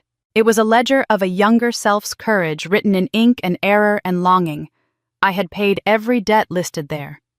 "Thank you for asking," I said at last. "Not for me, for yourself. It matters that you learn to ask." He nodded, then pushed back his chair. "I should go," he said. "You have a life to live, and I have one to build into something honest." He hesitated. "May I say one more thing?" I gestured for him to go on. "I hope your choice continues to be you, even if one day it also includes someone else." He smiled, not with hope for us, but with hope for me. That's the kind of answer I can live with. I let out a breath I hadn't realized I'd been holding. So can I. We stood. He held the door and the bell chimed a small, ordinary sound that somehow felt ceremonial. The rain had softened to a mist that made the streetlights glow. He tucked his hands into his coat pockets and walked one way. I turned the other. No dramatic goodbye, no lingering look. Just two separate paths that for once didn't feel like a loss. On the walk home, I noticed how easy my steps felt. I wasn't rehearsing conversations anymore. I wasn't composing explanations or justifications for people determined not to hear them.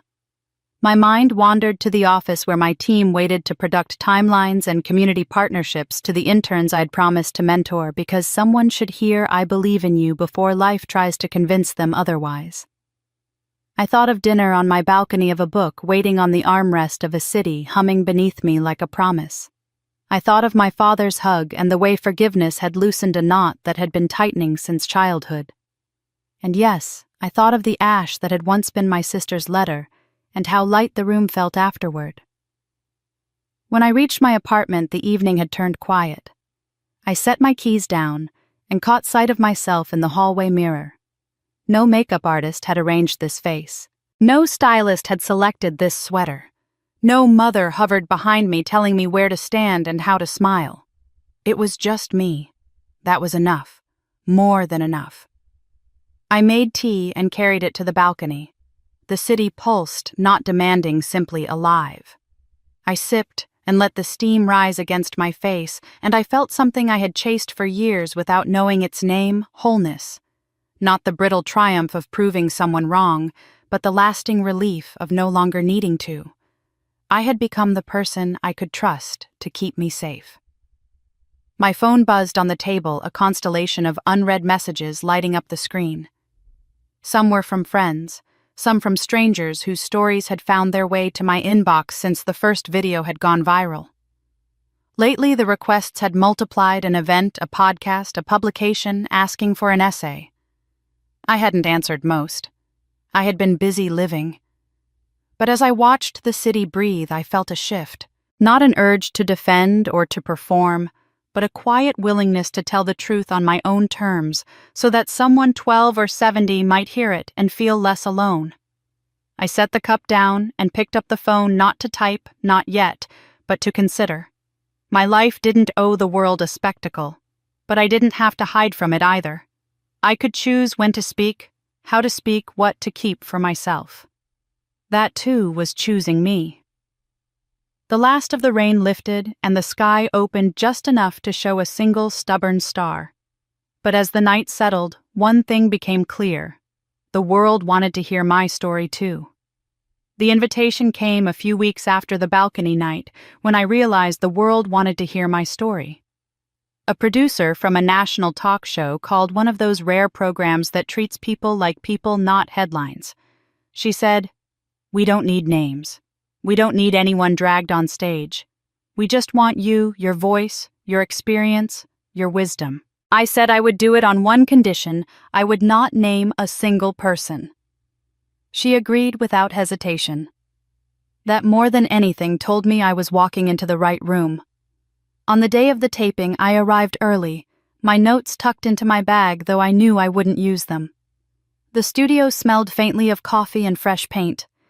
In the green room, a makeup artist asked if I wanted to glam up. I smiled and said, "Light touch."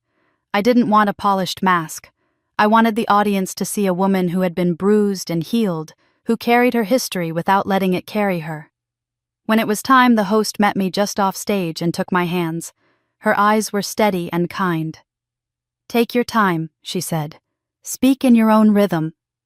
The floor manager counted down, applause rose, and then we were sitting across from each other beneath a half-circle of lights that held an entire audience in their warm hush. We began with ordinary things: my work. The company I had helped build, the community scholarships that felt like a quiet answer to an old, stolen dream. The audience leaned in. No one fidgeted. Then the host shifted gently but directly. "You've become a symbol to many," she said, "not because you sought it, but because you stood tall in the face of public humiliation. You've never named names. You haven't used your platform to settle scores. And yet people recognize themselves in you. Let me ask you the question our viewers have been sending all week." She paused. "How did you survive betrayal?" The room stilled. Cameras whirred softly, and somewhere behind the glass a red tally light glowed. I didn't reach for my notes.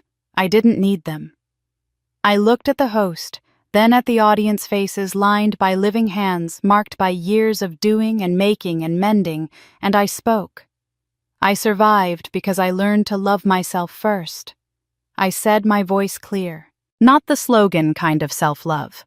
The daily, unglamorous kind that sets boundaries, chooses quiet over performance, and refuses to beg for what should never be begged for: respect. A man in the third row nodded, eyes bright. A woman near the aisle dabbed her cheek. I went on. Betrayal can make you doubt your memory, your worth, your footing. It can make you feel responsible for someone else's lie. For a long time, I stayed silent because I thought silence would keep the peace. But peace kept that way becomes a prison. The day I stood up wasn't the day I learned how to speak. It was the day I learned I didn't need anyone's permission to speak. I told them how no had become a holy word to me, how it sounded like a door closing softly but securely, how my dignity had nothing to do with who stood next to me on a stage and everything to do with whether I could look myself in the mirror afterward. I told them how forgiveness when it came was selective and sober, I forgave a father to free both of us, and I let go of a mother and a sister to free myself. Forgiveness isn't forgetting, I said. It's reassigning responsibility. It's handing back bags you were never meant to carry and walking forward with your own. The host asked if I had ever been tempted to retaliate.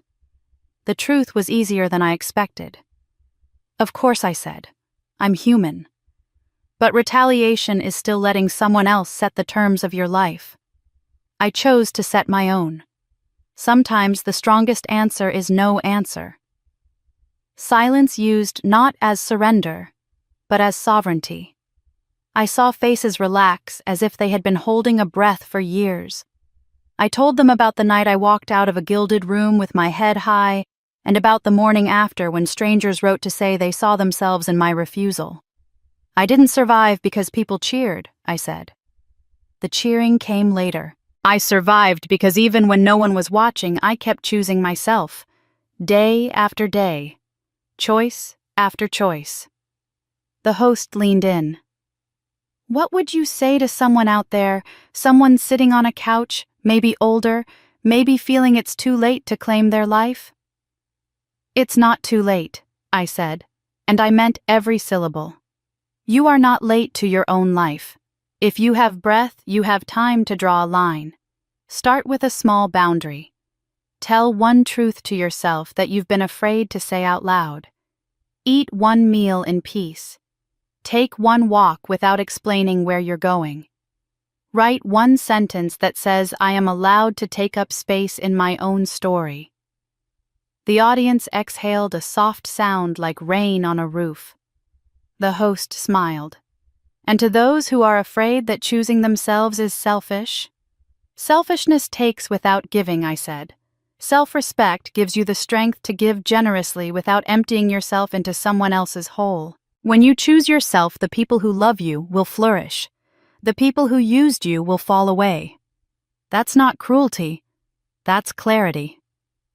We took a few questions. A woman with silver hair asked, what did healing look like in the unfilmed moments I told her about quiet dinners on a balcony, about deleting numbers not once but 3 times, about therapy sessions where I learned to separate old fears from present facts, about work that mattered, about sending scholarships to students with essays that sang like mine once had. Healing. I said looks like repetition, like brushing your teeth. Ordinary. Essential. Finally, the host returned to the question the show had promised to ask. Her voice softened. When people quote you now, they often share one line. Would you say it here for those who need to hear it from you and not from a screenshot? I nodded. The studio was silent in that generous way a room can be when it knows something worth keeping is being handed over. I looked into the lens thought of the young, the old, and every age between thought of those whose rooms were too loud or too empty, and I said I learned to love myself because no one has the right to diminish me. The audience rose. Not wild, not manic. Reverent. The kind of standing that says, we see you, and in seeing you, we see ourselves a little more clearly. The host squeezed my hand. Off stage, a producer wiped her eyes. I thought of the girl I had been and felt not triumph, but gratitude. Gratitude that I had lived long enough to tell the story from the other side. Back in the green room, I didn't check my phone. I didn't need the numbers. I sat for a moment, hands quiet in my lap, and breathed. When I finally did look, there was a single new message pinned to the top from a name I didn't recognize. It read, I'm 74. Today I told the truth to my daughter for the first time. Thank you. I pressed the message to my heart and closed my eyes. I left the studio without a security detail, without fanfare. The city felt the same and different all at once, like a place I had always lived, like a place I had finally arrived. I walked home in my own company with my own voice, into a life that was now unmistakably mine. If this story resonated, please subscribe and turn on notifications so you don't miss the next chapter of resilience, justice, and healing. Like and share this video with someone who needs to hear that no one has the right to diminish them. Tell me in the comments which moment hit you hardest and why. Would you have forgiven James? Have you faced favoritism or public humiliation, and how did you reclaim your voice? Drop a timestamp of your favorite scene and start your comment with "My story," if you're willing to share anonymously if you prefer. Each week I'll pin 3 thoughtful comments to spotlight our community. What should Emma have done differently, if anything? And what topic should we tackle next? If you approve this outro, say "okay" and I'll move to the next task.